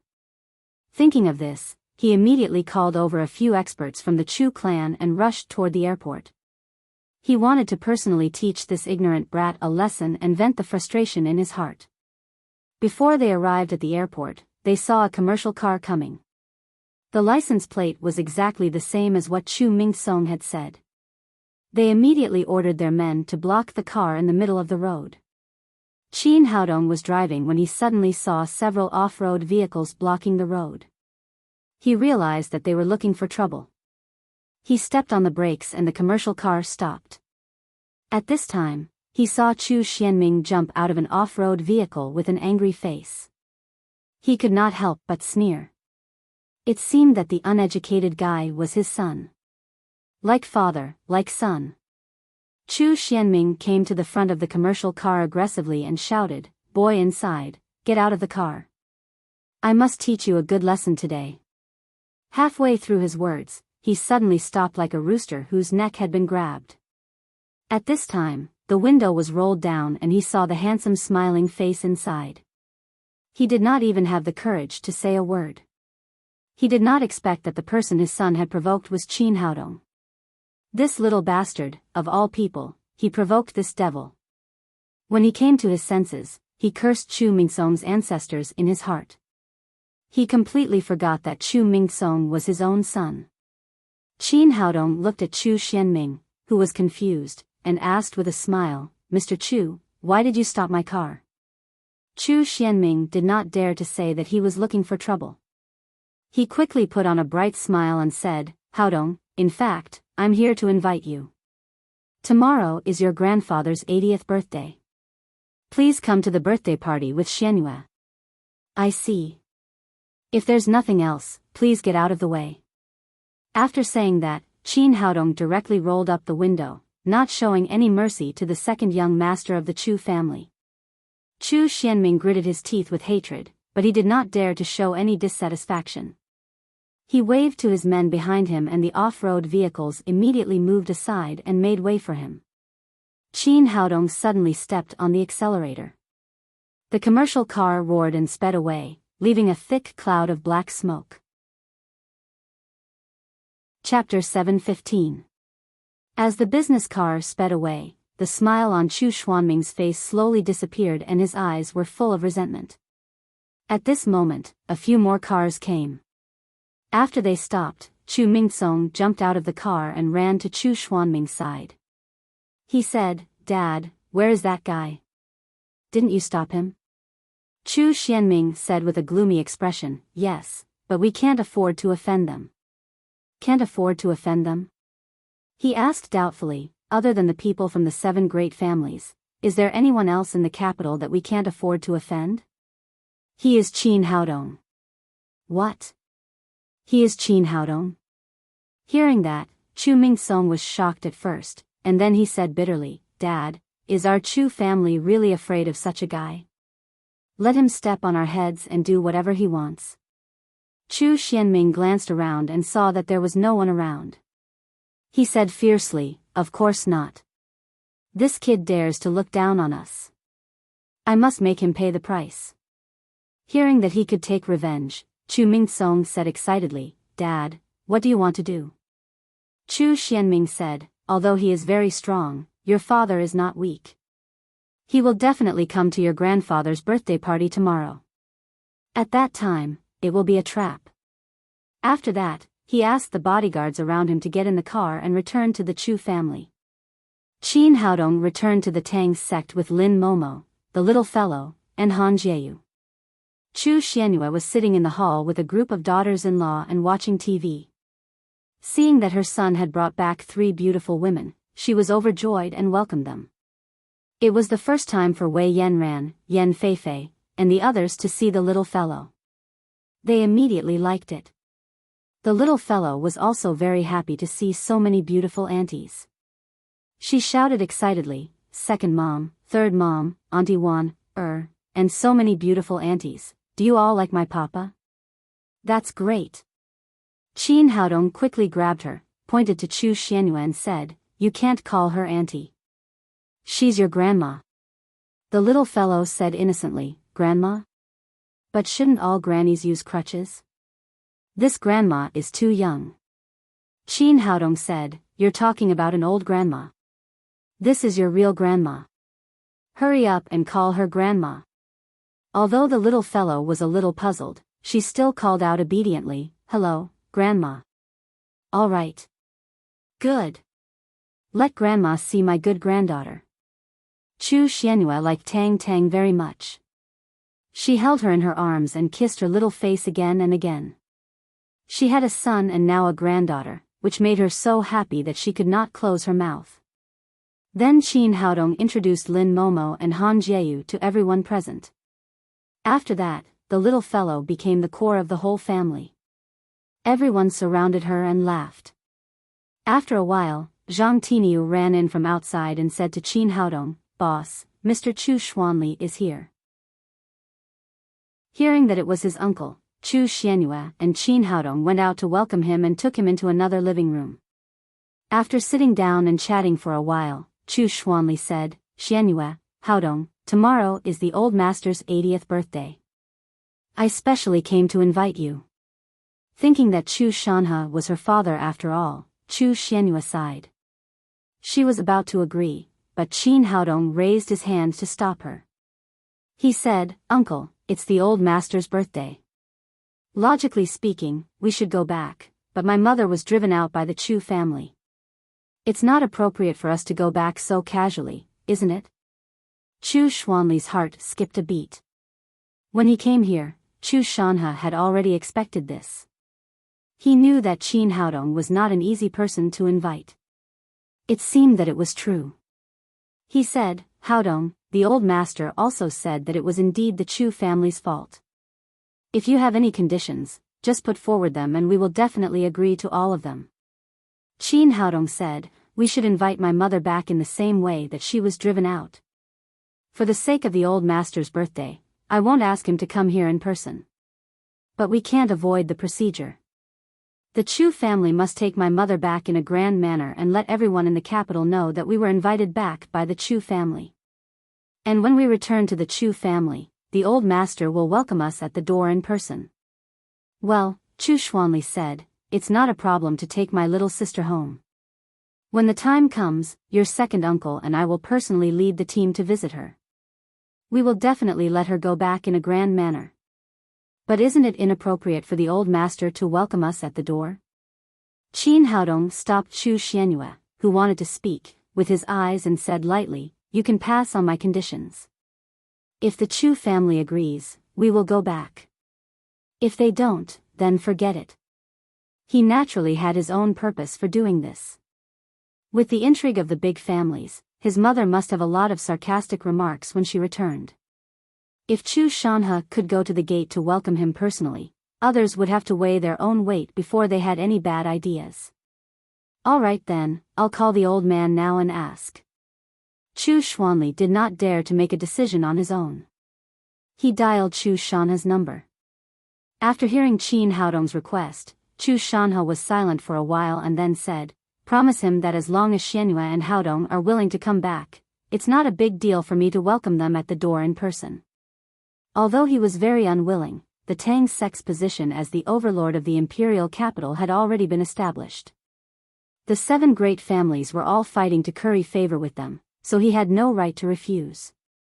After hanging up the phone, Chu Xuanli came back and said, the old master has agreed. We'll do as you say. Qin Haodong nodded and said, well, that's a deal. I'll go back with my mother to celebrate her birthday tomorrow. Chu Xuanli turned around and was about to leave when Qin Haodong stopped him. Uncle, come with me. After that, he greeted Chu Xianyue and took Chu Xuanli to the quiet room next door. At the same time, he asked someone to bring Chu Mingli and Hui also called him over. Chu Xuanli was slightly stunned when he saw his son and daughter. It had only been a few days, but he felt that the 2 children had changed dramatically. Even their spirit and temperament seemed to be different. Your cultivation has increased? Chu Mingli nodded. Cousin Tang Wulin helped us increase our cultivation ranks as soon as we arrived at the Tang sect, and he's completely stabilized over the past few days. Chu Minghui happily held her father's arm and said, my brother and I have both improved by 3 levels. Cousin Haodong is really amazing. Chu Xuanli was shocked at first, but then he secretly rejoiced. It seemed that he had made the right decision to leave the 2 children in the Tang sect. If he had asked them to go back that day, they would probably have no future in the future. He said to Qin Haodong gratefully, thank you, Haodong. Uncle, don't be so polite to me. It's my duty to help my cousins. Chu Minghui said with a smile, Cousin Haodong, why did you call us here? Do you want to help us improve our cultivation ranks? Chu Xuanli glared at her and scolded, you're talking nonsense again. Do you think improving your cultivation ranks is a game? It's easy to improve. Qin Haodong smiled and said, Uncle, my cousin is right. Now I want to help you improve your cultivation ranks. He used to be a level 9 Supreme Power Master, so it was already the limit for Chu Xuanli to reach the 8th level of the Supreme Power Realm. But now he was a warrior at the early stage of the Yuaning realm, so it was not difficult for him to help the father and daughter go further. Chu Xuanli said doubtfully, Haodong, can this work? Recently, our cultivation ranks have improved too fast and our state of mind can't keep up. Will it cause our foundation to be unstable and we will be possessed by the devil? Qin Haodong said confidently, don't worry, uncle. I'm sure that as long as I'm here, you won't be possessed by the devil. Chu Minghui also said, yes, Dad, you must believe in cousin Haodong. He's very capable. The little girl now had a blind admiration for Qin Haodong. She felt that there was nothing her cousin couldn't do. Of course I believe in your cousin. I'm just asking casually. After saying that, Chu Xuanli sat down cross-legged on the ground. Chu Mingli and Chu Ming also sat next to him. Qin Haodong took out 3 spirit culturing pills for the 3 of them to take and then began to help them improve their cultivation ranks. With his help, the genuine qi of the 3 of them quickly improved again. Chu Xuanli entered the threshold of the 9th level of the Supreme Power Realm, while Chu Minghui and Chu Mingli also advanced to the 7th level of the Supreme Power Realm. However, after crossing the bottleneck, the expressions of the 3 of them immediately changed. It was as if they had seen something special. Sometimes they were scared, sometimes they giggled, and sometimes they cried. Qin Haodong knew that this was the manifestation of the breeding of inner demons. Just as Chu Xuanli had said, their cultivation ranks had improved too fast recently and their state of mind was unstable. It was easy for inner demons to breed and make them fall into an illusion. If they did not get rid of this situation as soon as possible, they would really be possessed by the devil. But this was naturally not a problem for Qin Haodong. He had already prepared for this. He stretched out his right hand and the devil vanquishing wand appeared in his palm. After the devil vanquishing wand appeared, it immediately sensed the inner demons of the 3 of them. The 12 strings of coins on the wand kept jingling and making all kinds of sounds. Soon, the inner demons of the 3 of them were suppressed. Qin Haodong nodded. This magic wand was indeed a treasure. With it by their side, it was impossible for them to be possessed by the devil. With the removal of the inner demons, the cultivation of the 3 gradually stabilized. About 10 minutes later, the 3 of them slowly opened their eyes. Feeling the power in his body, Chu Xuanli was so excited that he shed 2 lines of tears. For many years, he had been stuck at the bottleneck of the 6th level of the Supreme Power Realm. He thought that he would never be able to reach the 9th level of the Supreme Power Realm. He did not expect that after meeting his nephew, he would rise 4 levels in a row in just a week, realizing the dream that many martial artists could not achieve in their lifetime. Haodong, uncle and his family, thank you very much. After Chu Xuanli finished speaking, he brought Chu Mingli and Chu Ming along. Hui bowed deeply to Qin Haodong. Uncle, what are you doing? Qin Haodong reached out and helped all 3 of them up. He had always been grateful. Since Chu Xuanli was good to his mother, he should be good to his family. Since tomorrow was Chu Shanha's birthday, he did not ask Chu Xuanli to stay and asked Chu Mingli and Chu Minghui also followed them back to the Chu family. After the father and son left, Qin Haodong returned to Chu Xuanyue's room. Seeing her son coming, Chu Xianyue said, Haodong, no matter what happens to the Chu family, he is my father and your grandfather after all. We can't be too shabby when we go back tomorrow. We have to prepare some gifts. She was in a very complicated mood now. She hated the Chu family, but she was also happy to go home. After thinking for a long time, she decided that Chu Shanha was her father after all. She had to prepare some gifts on his birthday. Qin Haodong said, Mom, you don't have to worry about this. I'll take care of the gifts. Well, I won't worry about it. Chu Xianyue used to be a strong woman. She had done everything by herself over the years, but now that she had such an excellent son, she left everything to Qin Haodong. Soon it was dinner time. The family had a lively meal. After the meal, Qin Haodong took the little fellow away from the girls and brought her into the cultivation room. The little fellow blinked her big eyes, looked at Qin Haodong and asked, Papa, what are you going to play here? Chapter 7:16. Dad has a good thing for you. Qin Haodong turned his wrist and the flaming crystal appeared in his palm. Out of the innate instinct of the Suzaku's sacred body, the little fellow immediately showed great interest in this small stone and reached out to grab it in her palm. If ordinary people held this kind of stone in their hands, they would immediately be burned into charcoal. Even Qin Haodong had to wrap it tightly with genuine qi. But when Tang Tang held it in her hand, not only was there no problem, but she also felt extremely comfortable. "Papa, this little stone is so cute. Give it to me." The little fellow held the flaming crystal and couldn't bear to put it down. Qin Haodong said, "Tang Tang, this is not how to use it. That's not how you use this stone. It can help your flames level up." "Really? Papa, teach me how to use it." The little fellow didn't know much about upgrading, but she knew that the way her father gave her must be the best way. Qin Haodong asked the little fellow to sit cross-legged. He held the flaming crystal in his left palm and began to run the mental cultivation method of the Eyes of Phoenix. The Eyes of Phoenix was a unique skill of the Yuan sect, which belonged to the magical cultivation method. This cultivation method could be used in both directions. When it was run forward, it could spit out fire, and when it was run backward, it could absorb all the fire energy. Situ Zhaixing first passed this cultivation method to Qin Haodong, who passed it on to the little fellow on behalf of his master, so he was extremely proficient in the attributes of this cultivation method. Under his guidance, the little guy began to hold his breath and absorb the scarlet flame crystal. Qin Haodong stood quietly beside her, guarding his daughter. As time went by, the flaming crystal in the little fellow's palm became smaller and smaller, and finally turned into a mass of powder with a snap. The hot energy inside had all been absorbed by Tang Tang. The little fellow slowly opened her eyes and said to Qin Haodong excitedly, "Papa, I feel as if there are a lot more things in my body. It's warm and comfortable." "That's because your flame has improved again."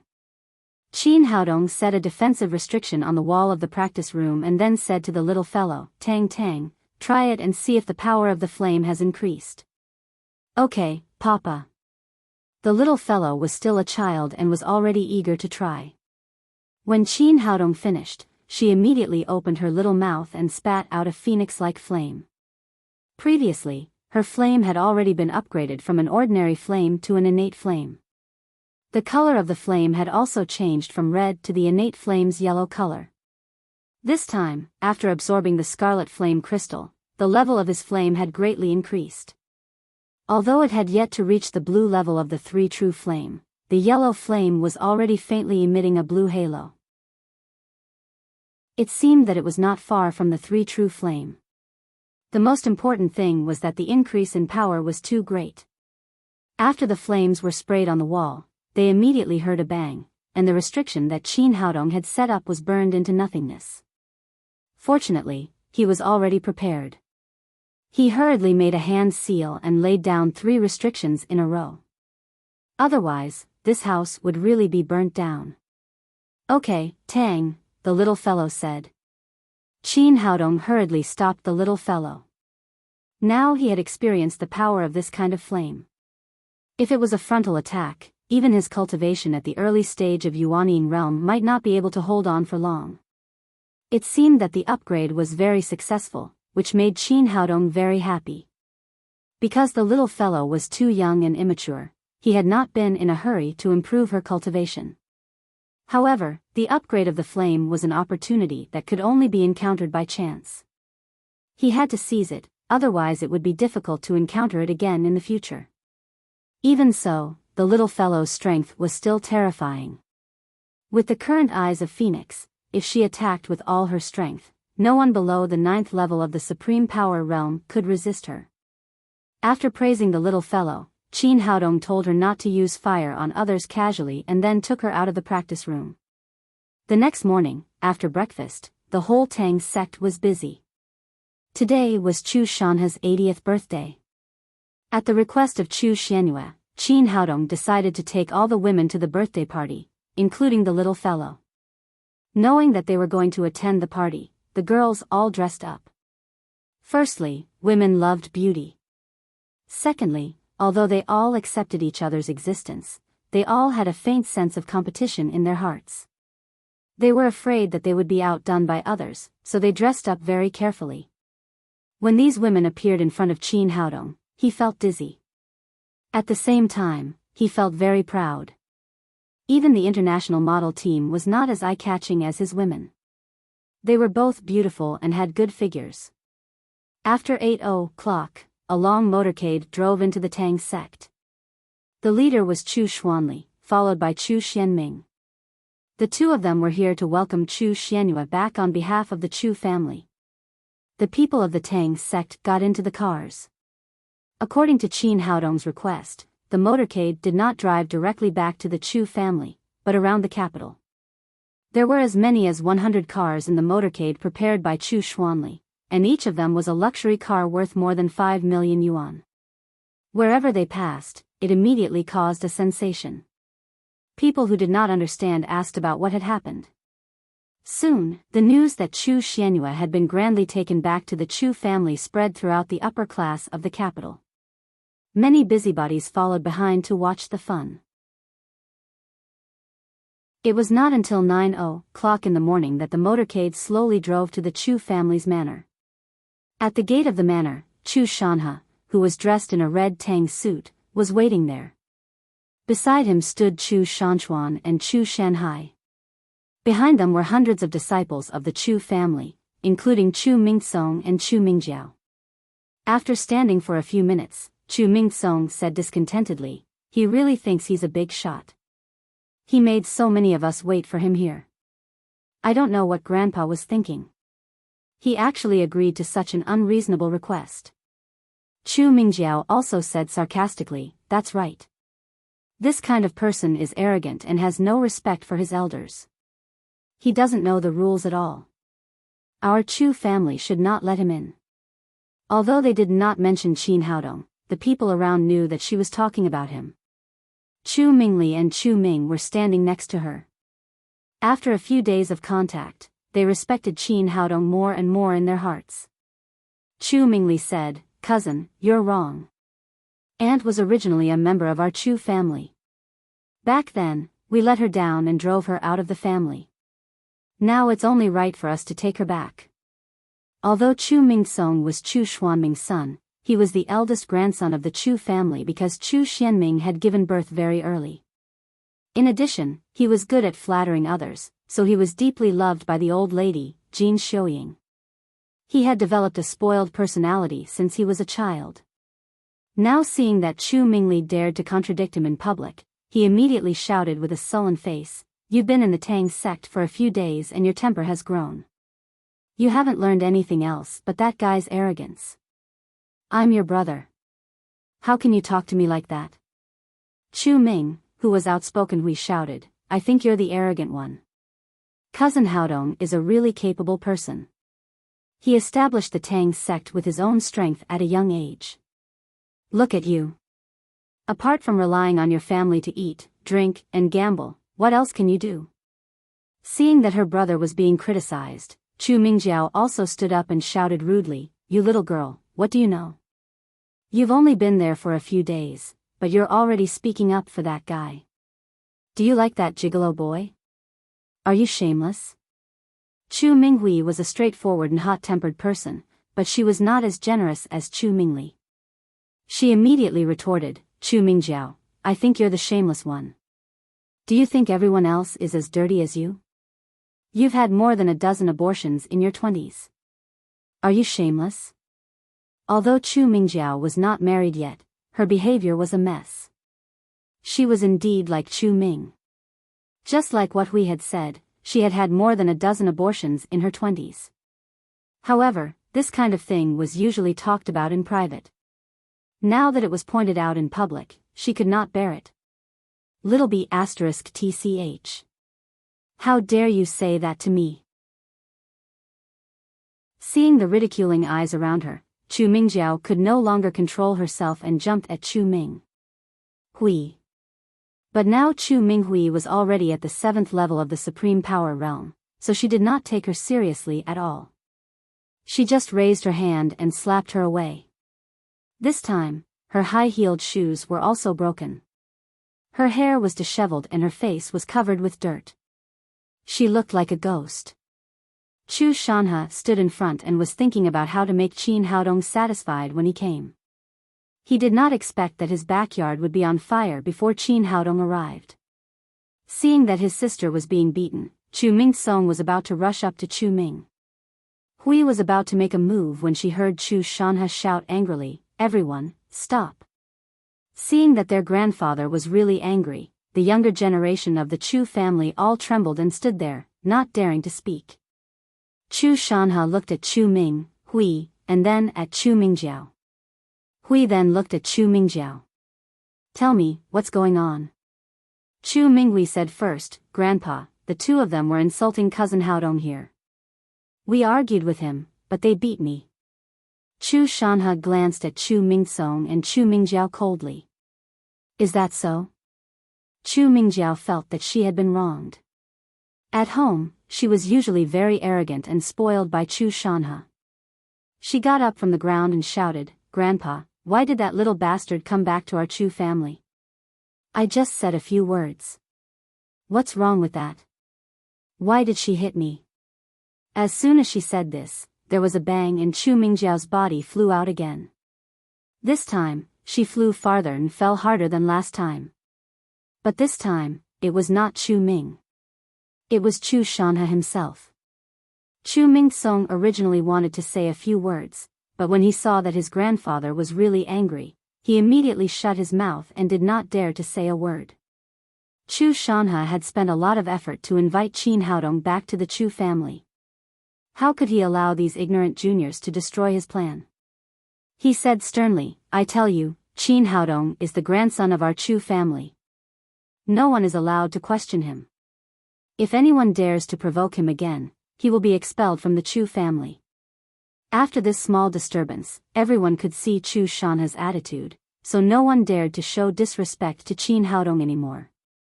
However, this was only on the surface.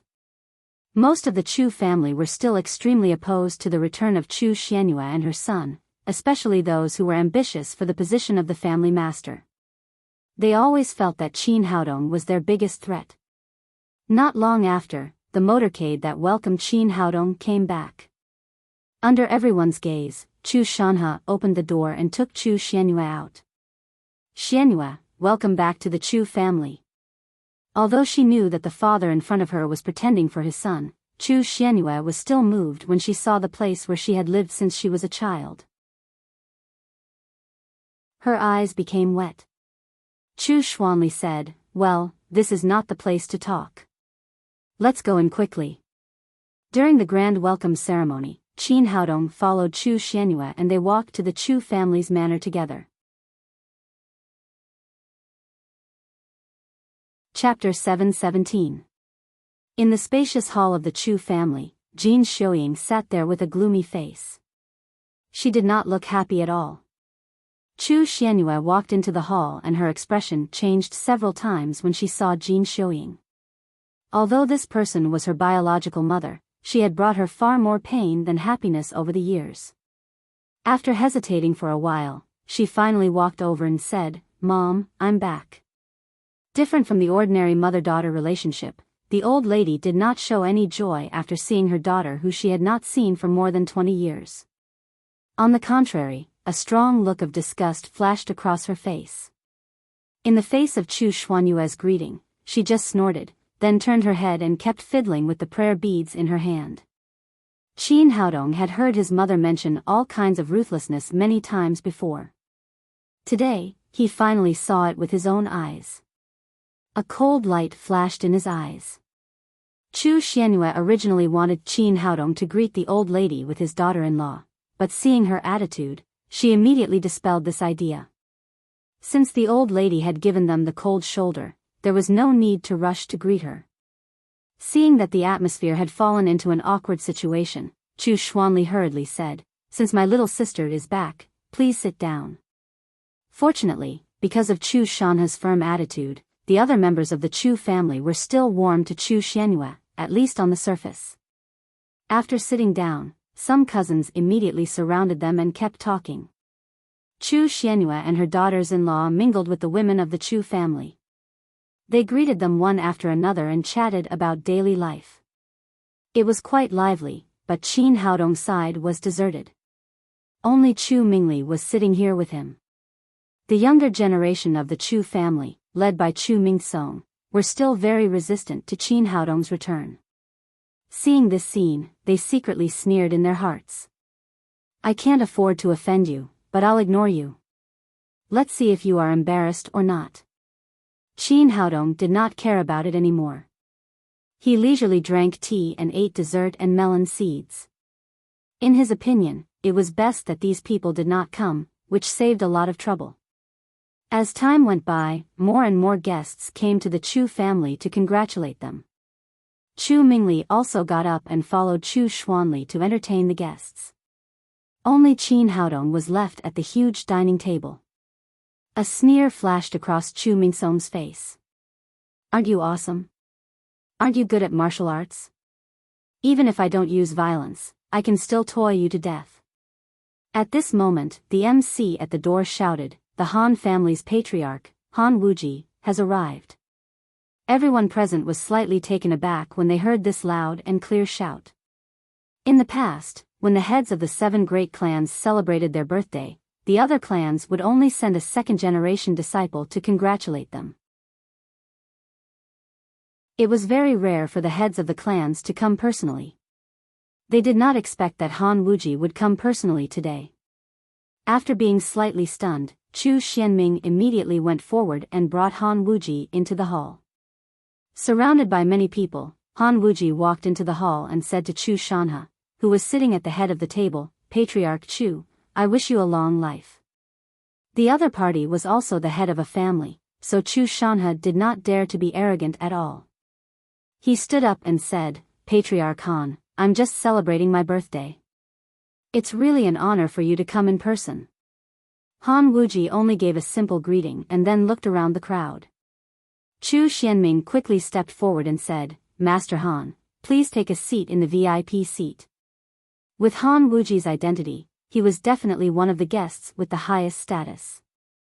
Logically speaking, he should sit in the VIP seat. However, he did not pay any attention to Chu Xianming next to him. Under the gaze of many people, he strode to the ordinary seats next to him. Seeing Qin Haodong sitting here alone, he immediately understood the meaning behind it. He could not help but feel happy. Although Qin Haodong had come to the Chu family, the relationship between them was not harmonious. This was definitely good news for the other aristocratic families. If the Chu family had the strong support of the Tang sect, they would not have any chance. The reason why he came to Chu Shanhe's birthday today was to get closer to Qin Haodong. It seemed that this strategy was the right one. Mr. Qin, do I have the honor to sit with you? Qin Haodong looked up at Han Wuji. After all, he was Han Jieyu's grandfather and this old man had always been tactful. He nodded, pointed to the seat next to him and said, sit down. Seeing that Qin Haodong agreed, Han Wuji sat next to him with a happy face. Chu Shanhe sat in the main seat and could not help but feel annoyed when he saw all this. The descendants of the Chu family were really idiots. He had tried his best to invite Qin Haodong, but they could not see the importance of this overlord of the capital. If the juniors of the Chu family gathered around Qin Haodong at this time, Han Wuji would not be able to drive them away. But now, others had benefited from it. At this moment, Qi Guofan, the master of the Qi family, and Zhao Cangqiong, the master of the Zhao family, arrived one after another. After a simple greeting, the 2 old men also ran to Qin Haodong and sat down next to him. It didn't take long for the masters of the 7 great families of the capital to gather together, but the other 6 gathered around Qin Haodong and talked to him like stars surrounding the moon. Qin Haodong just responded indifferently. At this time, even if the Chu family was stupid, they could see that the purpose of the 6 families was not to celebrate the birthday, but to please Qin Haodong. Chu Shanhe's face was livid. He tried his best to let Chu Xianyue and her son return in order to prove his relationship with the Tang sect to the other aristocratic families. As a result, these old foxes could see that the relationship between the Chu family and the Tang sect was not so harmonious. It was simply a waste of all their previous efforts. But there was no other way. After all, it was a birthday banquet and there were many guests. He could only endure it and wait for the end of the birthday banquet to teach these ignorant juniors a lesson. The complacency on Chu Mingsong's face had disappeared. Originally, he wanted to see Qin Haodong embarrassed and humiliated, but now, the masters of the 6 great families surrounded him like stars surrounding the moon. It was not a humiliation, but a kind of show-off. With the arrival of the guests, it was almost time. Next, it was time for the juniors to present birthday gifts to the old master. The MC shouted, "Next, let's invite the filial sons and grandsons of the Chu family to present gifts." According to the order of presenting gifts, the eldest son should go first. Chu Xuanli was also prepared. He held a big red gift box in his hand and said, "Father, today is your birthday. I wish you happiness and longevity." The family members standing next to him immediately stepped forward and took the gift box in their hands. At this moment, Chu Xianming, who was standing next to him, said, "Brother, should we show our gift to father in public and let the guests see our filial piety?" Chu Xuanli hesitated for a moment and said, "Well, please excuse us." After that, he reached out and opened the gift box. There was a jade Buddha statue inside. The jade Buddha statue was about 20 centimeters high and was made of high-quality mutton fat jade. It looked crystal clear and it was obviously a good thing. After seeing the jade Buddha statue, the surrounding guests immediately began to talk about it. It's still the Chu family after all. Their son's gift is a jade Buddha statue. It's really extraordinary. In my opinion, this jade Buddha statue is worth at least millions of yuan. How is it possible? Such a big mutton fat jade Buddha statue is worth at least 10 million yuan. Chu Shanhe also nodded with satisfaction. Obviously, he was very satisfied with his son's gift. After the display, the family members put away the jade Buddha statue. It was Chu Xuanming's turn to present his gift. Everyone looked at him with interest and did not know what gift he had prepared for the old master. "Bring it up." Chu Xuanli waved his hand behind him and Chu Mingsong immediately came up with a huge gift box with 2 family members. It looked quite heavy. Under everyone's puzzled eyes, Chu Xianming opened the gift box and saw that there was also a jade Buddha statue inside. However, this jade Buddha statue was about 50 centimeters high. It was much better than Chu Xuanli's in terms of material and size. The guests burst into an uproar. "Oh my God, such a big jade Buddha statue, how much does it cost? Second young master is really generous." Not to mention the craftsmanship of the jade Buddha statue, such a big piece of jade is worth more than 100 million yuan. This jade Buddha statue is really beautiful. It's definitely a rare thing. Hearing everyone's praise, Chu Xianming said proudly, "Father, I knew that you were going to celebrate your 80th birthday, so I asked people to look for this piece of good jade for 3 years. I also invited famous craftsmen to carve this jade Buddha statue for you as a birthday gift. It means that our Chu family will be blessed with Buddha's light in the future and that you will be healthy and live a long life. It's rare for you to be so considerate." A bright smile bloomed on Chu Shanhe's face. Obviously, he was extremely satisfied with this reason. Chu Xuanli's face instantly darkened. He was just generous, but he was not stupid. Chu Xianming chose the same gift as him and took the initiative to show it to the public. It was obvious that he wanted to trample on him. Chu Xianming turned his head and said proudly, "Brother, I'm really sorry. I didn't discuss it with you before. Look, our gifts are the same." In recent days, with the improvement of Chu Xuanli's cultivation, his status in the family was getting higher and higher. It was obvious that he was inferior to him. Today's gift was carefully planned by him. He had already heard that Chu Xuanli had prepared a jade Buddha statue, so he specially asked someone to make a bigger one with better material. His purpose was to surpass Chu Xuanli in front of everyone. Chu Xianyue, who was standing next to him, secretly shook her head. After so many years, her second brother still liked to play tricks. He even did not let go of his own elder brother. He had just trampled on his elder brother, so she was afraid that she would be the next one. Thinking of this, she turned to look at Qin Haodong next to her and said, "Son, have you prepared our gifts?" Qin Haodong smiled slightly and said, "Don't worry. I'll handle everything." I won't let you lose face. As expected, as soon as they finished speaking, Chu Xianming turned around and looked at Chu Xianyue with a sinister smile. He said, "Little sister, it's time for you to show your filial piety." Seeing that Chu Xianyue and Qin Haodong's hands were empty, he pretended to be surprised and said, "Little sister, today is father's 80th birthday. Don't tell me you didn't even prepare a gift?" Chu Xianyue looked embarrassed and turned to look at Qin Haodong. Qin Haodong gave his mother a comforting look, then took 2 steps forward and said to Chu Xianming, "Do you mean that if I don't prepare a gift for the old master, it means that I'm not filial? Does the old master value money so much that he distinguishes the filial piety of his children according to the size of the gift?" Chu Xianming wanted to improve his status in the family through the jade Buddha statue he had carefully prepared, but now he was blushed by Qin Haodong's words. If he said that Qin Haodong was right, then his gift would be prepared in vain. If he denied Qin Haodong's statement, it would be tantamount to saying that his father was a greedy person. At this time, Jin Xiuying, who was sitting next to Chu Shanhe, snorted and said, "You're so eloquent. Of course, our Chu family does not distinguish filial piety by gifts, but it's basic etiquette to send a birthday gift on the birthday of the elder. If you haven't prepared a gift, don't stand here and argue irrationally." Chapter 7:18.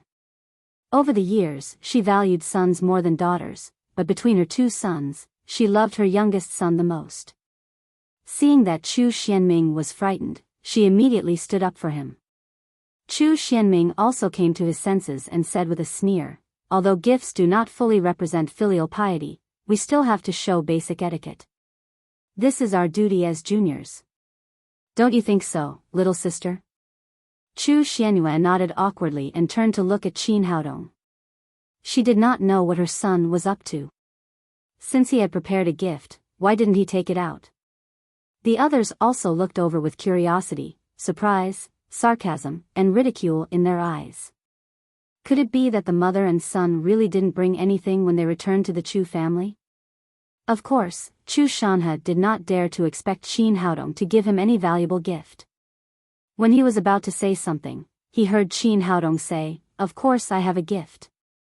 I'll show you now." After that, he turned to Chu Xuanli, Chu Mingli, and Chu Ming. Hui and the other 2 said, "First uncle, please come over with cousin and cousin." Now the people present were even more curious. Why did he ask Chu Xuanli to take the gift? Some people also saw the mystery from the way he addressed Chu Xuanli. Since Qin Haodong stepped into the Chu family, he only called Chu Xuanli uncle, which meant that he only recognized him as a relative. Chu Xuanli was also a little confused, but he still followed Qin Haodong's request and took Chu Mingli and Chu Ming with him. They walked to the center of the hall. Qin Haodong said to Chu Shanhe, master of the Chu family, "This is my gift for your 80th birthday." These words caused an uproar. What does this kid mean? Could it be that he's crazy? Using the grandpa's grandson as a congratulatory gift, only this person can do it. It's really too funny. It's fine if you can't take out a gift, but you're doing such a strange thing. Isn't this a disgrace? Chu Xianming sneered and said, "Haodong, what do you mean? Using our Chu family as a congratulatory gift, are you saying that you don't treat our Chu family as human beings?" His words were extremely sharp and immediately pushed Qin Haodong to the teeth of the storm. Qin Haodong ignored him and said to Chu Mingli and Hui said, cousin, show me your cultivation." The Chu siblings nodded their heads and immediately operated their true qi. A huge imposing aura burst out from their bodies, forcing the surrounding guests to step back. A 7th-level Supreme Power Master. The expressions of Chu Shanhe and the other 6 patriarchs changed drastically when they saw the scene before them. Although the cultivation of a 7th-level Supreme Power Master was high, it was not the top among the big families. However, he was only a young man in his 20s. Hui was only 18 years old, and it was extremely rare to have this kind of cultivation. Such a young man would definitely become a mainstay of the aristocratic families in the future when he grew up. Especially Chu Shanhe, he knew the cultivation of his grandson and granddaughter. Just a few days ago, they were only at the second level of the Supreme Power Realm and the third level of the Supreme Power Realm. He didn't expect that they would become 7th level Supreme Power Masters in just a few days. How could he not be shocked? Chu Xuanming's face instantly turned cold. After working hard for so many years, coupled with the spirit culturing pill he bought a few days ago, he had just entered the 7th level of the Supreme Power Realm. But the two juniors in front of him had only stayed in the Tang sect for a few days, and they were also 7th level Supreme Power Masters. How could he have any advantage? Qin Haodong looked at Chu Shanhe and smiled slightly. Patriarch Chu, are you satisfied with this gift? Yes. Yes. Chu Shanhe nodded repeatedly and was so happy that he couldn't close his mouth.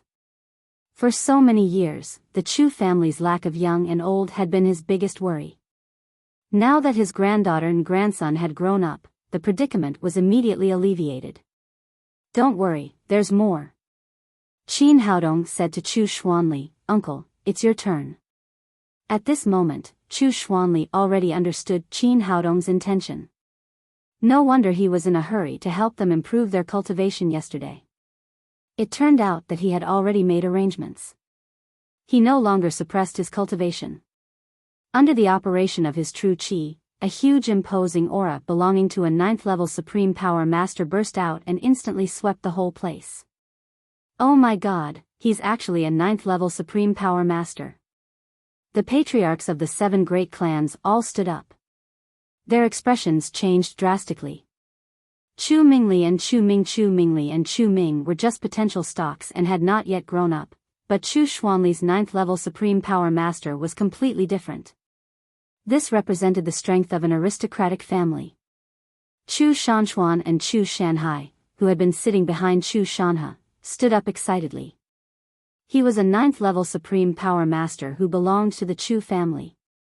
From now on, except for the Tang sect, among the 7 great families, only they had 3 9th level Supreme Power Masters. This was definitely a reflection of their strength. Chu Xuanli withdrew his imposing aura and then led Chu Mingli and Chu Ming to the side. Satoshi retreated to the side, leaving the guests who were still dumbfounded. Qin Haodong looked at Chu Shanhe and said, Patriarch Chu, what do you think of my gift? Is it comparable to the Jade Buddha statue just now? Only then did Chu Shanhe recover from the shock. He beamed with joy and said, Great, it's really great. This is the best gift I've received today. Even 1,000 Jade Buddha statues or 10,000 Jade Buddha statues can't compare to it. Chu Xuanming's face was pale and then there was a deep resentment in his eyes. Qin Haodong's move was really ruthless. Not only did he trample on the birthday gift he had carefully prepared, but he also helped Chu Xuanli improve the status of the family. He was a 9th level Supreme Power Master who was just in his 40s. Moreover, he had the help of 2 7th level Supreme Power Masters. With this kind of strength, it was impossible for him not to inherit the position of the family master. After the shock, everyone looked at Qin Haodong. Everyone knew that all of this was caused by the young man in front of them. In just a few days, he had made the status of Chu Xuanli and his son in the Chu family change dramatically. Seeing that her favorite youngest son was defeated, Jin Xiuying's lips moved and she wanted to say a few words to help her son, but she could not find a suitable topic. She could only stare at Qin Haodong with resentment. If it weren't for him, how could her son have fallen into such a situation? Qin Haodong did not pay attention to this. After presenting the gift, he pulled his mother back to her seat. On the side of the Chu family, the other collateral nephews continued to present gifts. However, compared with just now, there had been a subtle change in the situation. After seeing Qin Haodong's magical ability, the people of the Chu family, whether they were direct or collateral relatives, all wanted to curry favor with Qin Haodong. In their opinion, as long as they could send their children to the Tang sect, it would be equivalent to reaching the sky in a single bound.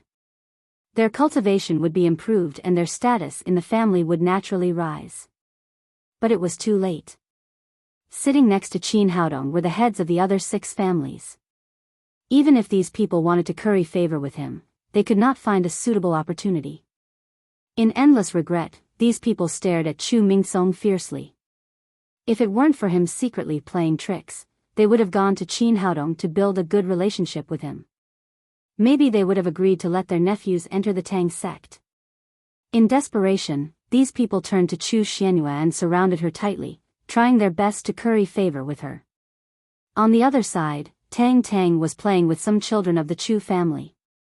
Qin Haodong never cared about children's affairs. As long as Tang was happy, she could play with anyone. Time passed little by little. The gift-giving was about to end and the birthday party was about to begin. But at this moment, there was a crash next to them. The sound was very loud and crisp. Everyone looked in the direction of the sound and saw that in front of a group of children, the jade Buddha statue that Chu Xianming had just presented had fallen to the ground and broken into pieces. Chu Xianming had already prepared today's gift. Before this, he had told a family member to put his gift in the most conspicuous position so that the guests would pay attention to him at all times. The family member also followed his arrangement and put the jade Buddha statue on top of the other gifts. As the saying goes, the higher you put it, the harder it will fall. At this time, the valuable jade Buddha statue had become a pile of pieces and had no value to speak of. Jin Xiuying was already in a bad mood and she was full of anger. At this time, when she saw the jade Buddha statue was broken, she immediately roared, "What's going on? Who did it?" Seeing the old lady fly into a rage, more than a dozen children standing there dispersed. In the end, only Tang and Chu Yuliang, whom she met at the airport, were left. As the saying goes, love the house and its crow. Because of her preference for Chu Xianming, Jin Xiuying also doted on her great-grandson very much. Her tone softened a little and she said, "Yuliang, tell me who broke this jade Buddha statue." Chu Yuliang looked embarrassed. I. After a while, he suddenly raised his hand and pointed to Tang next to him. "It's her. She broke the jade Buddha statue." After all, the little fellow was just a 4-year-old child. She was stunned when she saw this kind of thing. After hearing Chu Yuliang's words, she quickly waved her hand and said, "It's not me. It's not me," but Jin Xiuying did not care about this. She immediately shouted to the family next to her, "No matter whose child it is, beat her hard for breaking the jade Buddha statue of the master." Because of the chaos at the scene, no one knew who had brought this lovely little girl. But when they heard that Jin Xiuying wanted to beat such a little child, everyone looked at each other and secretly cursed that this old woman was really vicious. However, Jin Xiuying had accumulated a lot of power in the Chu family. These juniors and relatives of the Chu family did not dare to say anything. After all, it had nothing to do with them. They just needed to watch. Although the two family members were very helpless, they did not dare to disobey Jin Xiuying's orders. They could only reach out to grab Tang. Facing two tall and strong adults, the little fellow was a little scared. She stood there in a daze and did not know what to do for a moment. At this moment, a loud shout full of anger was heard, "Whoever dares to touch my daughter, I will kill him." Then a huge momentum burst out in an instant, directly sending the two family members flying and knocking over countless gifts again. Under everyone's surprised eyes, Qin Haodong stepped over and reached out to hold the little fellow in his arms. Seeing the broken gifts, Jin Xiuying was even more furious. Her body trembled all over. She raised her hand and pointed at Qin Haodong, shouting, "You're rebelling. You're rebelling." At this time, the frightened little fellow reached out and hugged Qin Haodong's neck. She whispered in his ear, "Papa, it wasn't Tang who broke it. It was that little brother riding a scooter. He broke the jade Buddha statue." Qin Haodong turned his head to look at Chu Yuliang. It was true that dragons gave birth to dragons and phoenixes gave birth to phoenixes.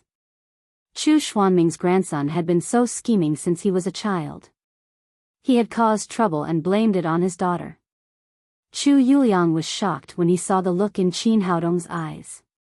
He hurriedly ran to Jin Xiuying's side, hugged her thigh and shouted, "Great-grandmother, it was not me. It was Tang Tang who broke it." Jin Xiuying believed her great-grandson's words. She had been holding a grudge against Qin Haodong for a long time. At this time, it exploded in an instant and she even lost her mind. A bastard is a bastard. Her daughter is still a bastard. She has no manners at all. How dare she break the jade Buddha statue of the old master? Come on, beat them together. She had lost her mind, but others did not. Qin Haodong was not someone they could afford to provoke. Although she shouted happily, no one dared to move. Chapter 719. What Qin Haodong hated most was being called a bastard. What he cared about the most was the daughter in his arms. Now the vicious old lady in front of him had called his daughter and himself a bastard, which had completely pierced his bottom line. The murderous aura on his body suddenly condensed and spread out, making it hard for everyone in the hall to breathe. Chu Xianyue rushed over and stood in front of Qin Haodong. "Haodong, don't be impulsive." No matter what, this was her biological mother. She could not watch her die in the hands of her son. Jin Xiuying was frightened by the soaring murderous aura at first, but when she saw Chu Xianyue rushing over, she immediately shouted more fearlessly, "Bastard, you're a bastard. You don't know how to respect the elders and don't know the family rules." Before she could finish speaking, Qin Haodong flicked his fingers and a few gusts of wind shot out. Jin Xiuying stood there like a wooden sculpture and could no longer make a sound. Chu Xianyue was shocked and quickly cried out, "Haodong, what did you do to her?" "Don't worry, I just hit her acupoints to make her mute." Qin Haodong had just sealed several acupoints of Jin Xiuying. If he let the vicious old lady continue, he really could not control the killing intent in his heart and kill her with a sword. At this time, Chu Xianming came over. He did not dare to face Qin Haodong, so he said to Chu Xianyue with a gloomy face, "Little sister, your granddaughter broke my jade Buddha statue. Can't I say a few words?" Chu Xianyue immediately said, "Is this a matter of saying a few words? Tang Tang is still so young and she actually wanted to hurt her. Is it wrong for Haodong to stop her?" Chu Xianming said with a cold face, "Anyway, this is the jade Buddha statue that I carefully collected. It's a birthday gift for the old master. It was broken just like that. Shouldn't there be an explanation?" Chu Xianyue said, "Isn't it just a jade Buddha statue? We'll pay for it." Chu Xianming sneered and said, "Pay for it? This is not about money at all. Do you know how much manpower and financial resources I spent to collect such a big piece of jade? Now it has been broken. Can you find me such a big piece of jade?" Chu Xianyue was speechless for a moment. She was not short of money, but it was really not easy to find such a big piece of jade. Qin Haodong said, "Do you think this jade Buddha is great?" Chu Xianming said, "Of course. I spent 300 million yuan on this raw stone alone. With the craftsmanship of a skilled craftsman, it will cost at least 500 million yuan. And this is only a preliminary estimate. No matter how much money you have, you can't buy such a good thing." Qin Haodong smiled disdainfully. He turned to the outside of the hall and waved his hand, saying, "Bring it up." The surrounding people were extremely surprised, not knowing what he was going to carry up. At this time, Zhang Tiniu came in with 8 other security guards of Daddy's security company carrying a big box. The big box was about 2 meters square and looked very heavy. No one knew what was inside. Qin Haodong asked several people to put the box in the middle of the hall, and then opened the packaging and lid. A huge jade Buddha appeared in front of everyone. "Oh my God, how can there be such a huge jade Buddha in this world? My God, what did I see? Such a big piece of jade, and it's of the ice type. The knife skills of this jade Buddha are so good. It's obviously made by a master. It's much better than the small jade Buddha just now. There was no harm without comparison." As soon as Qin Haodong's jade Buddha appeared, Chu Xuanming's jade Buddha became pitifully small. It was crushed into pieces in terms of craftsmanship and material. This jade Buddha was the Jade King that Qin Haodong had brought back from Myanmar. He had been left in Jiangnan and asked Su Haichuan and his son to carve it. It had just been carved in a few days and sent to the capital. Qin Haodong glanced at Chu Xianming, who was stunned, and said, "How is it? How is my jade Buddha compared to yours?" Chu Xianming came to his senses and there was a flash of greed in his eyes. He said, "Yes, it can be used as compensation for my jade Buddha." As soon as he finished speaking, the guests next to him immediately burst into an uproar. How can there be such a shameless person? This jade Buddha is worth at least billions of yuan. It's much better than his, that's right. This is the supreme jade Buddha. What's his? It's nothing compared to this. You're so thick-skinned. How can you say such a thing? Aren't you blackmailing us? Qin Haodong looked up and glanced around. He looked at Chu Shanha, who was silent next to him, and said coldly, "This jade Buddha was originally a gift I prepared for my mother today. If the Chu family treated me with courtesy and let my mother feel the value of family affection, this jade Buddha would be nothing. But you also saw how the Chu family treated my mother and my son since we entered the door. Has this vicious old lady ever treated my mother as a daughter?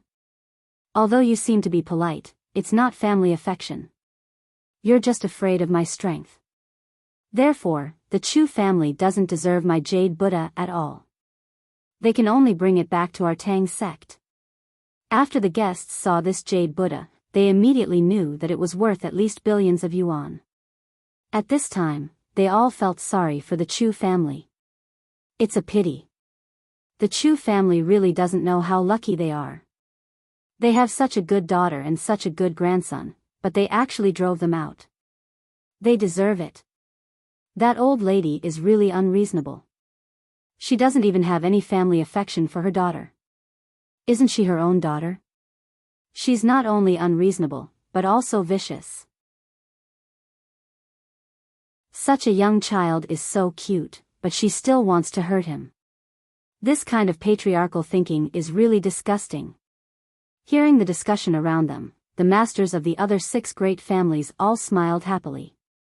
Just now, Qin Haodong had helped the Chu family create a 9th-level Supreme Power Master and they were still very nervous.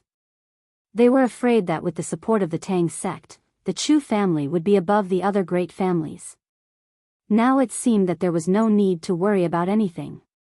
The Chu family was stupid enough to drive Chu Xianyue and her son out. Chu Shanha also realized the seriousness of the problem and quickly said, "Haodong, listen to what you said. In fact, this is all a misunderstanding." Misunderstanding? How can there be a misunderstanding? Qin Haodong said, "This jade Buddha was broken." The old lady did not ask about the truth at all. You believed whatever the Chu family said. My daughter wanted to defend herself, but you did not give her a chance at all. Is this a misunderstanding? Chu Xianming said, "In fact, it was your daughter who broke this jade Buddha. What else is there to defend?" Qin Haodong glared at him coldly and then waved his hand to call the family member who was guarding the gifts over. He directly used the mind-manipulating skill and asked, "Tell everyone, how did this jade Buddha break?" The family member said, "It was young Master Yuliang. He has been playing with his scooter here. We tried to stop him several times, but we failed. In the end, he broke the jade Buddha. This little girl was wronged." Qin Haodong looked at Chu Yuliang, who was peeping from the side. "Tell me the truth. Who broke the jade Buddha?" Chu Yuliang said, "I broke it, but I was afraid of being punished. Grandpa and Dad hate the little girl's father very much, so I said that she did it." He glanced at Jin Shoying, whose acupoints had been sealed, and then turned to look at Chu Shanha. "Did you hear that? Is this the misunderstanding you mentioned?" Chu Shanha was speechless. At this time, he hated his disappointing son very much. He was thinking about how to save the situation in front of him when he heard Chu Xianming shouting hysterically, "Qin Haodong, what are you so arrogant about? Don't think that you can become an aristocratic family just because you have some masters. Let me tell you, the strength of the aristocratic families is beyond your imagination. Today, I will let you stay in prison. As soon as he said this, the family masters of the other 6 aristocratic families almost laughed out loud. They were very happy to see the Chu family and the Tang sect officially fall out. At this time, 4 or 5 uniformed policemen came in from outside. After entering the door, they asked, "Who is Qin Haodong?" "I am." Qin Haodong answered and then looked at Chu Xianming with a sneer. "It seems that you have been planning to deal with me for a long time." Chu Xianming said proudly, "Today, I will teach you a lesson. I will let you know that you can laugh in the end with your brains." Qin Haodong smiled slightly and said, "Okay, then I will learn from you." At this time, the policeman walked up to Qin Haodong. The middle-aged police officer in the lead said, "I am Gao Feng, the deputy captain of the crime squad in the eastern district of the capital.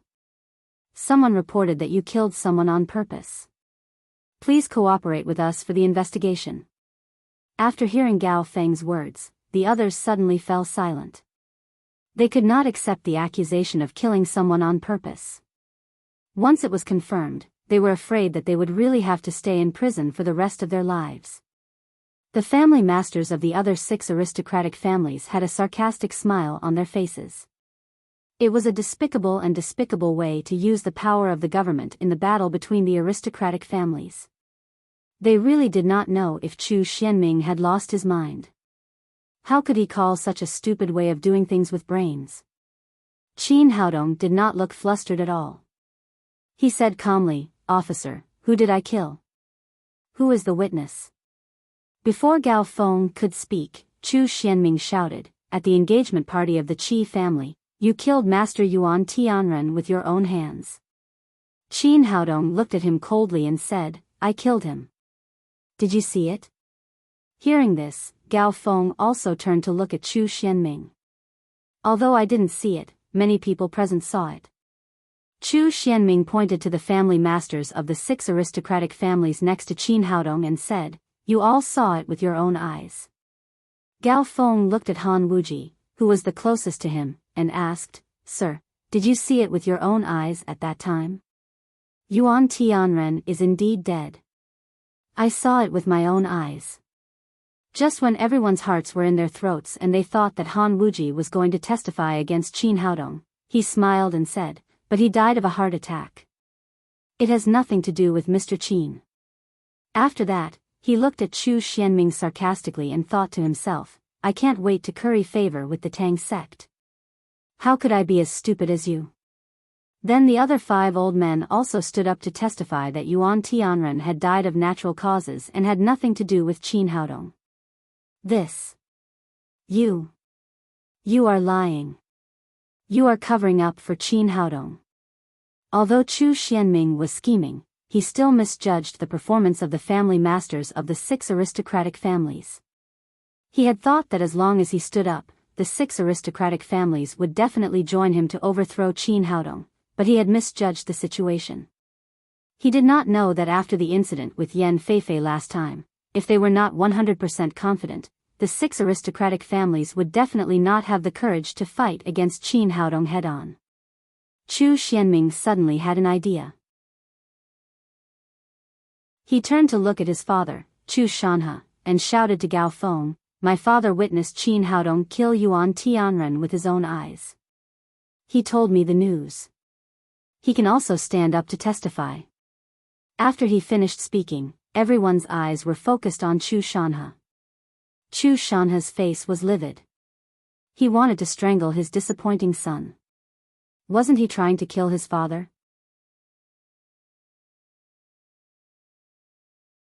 Chapter 720. Because it was confirmed that Qin Haodong had killed someone, Chu Xianming did not use any connections. Gao Feng handled the case impartially. He looked at Chu Shanhe and said, "Old Master Chu, is that so? Did you see Qin Haodong kill someone intentionally?" "No, I also saw Yuan Tianren die of a heart attack with my own eyes. It has nothing to do with Mr. Qin."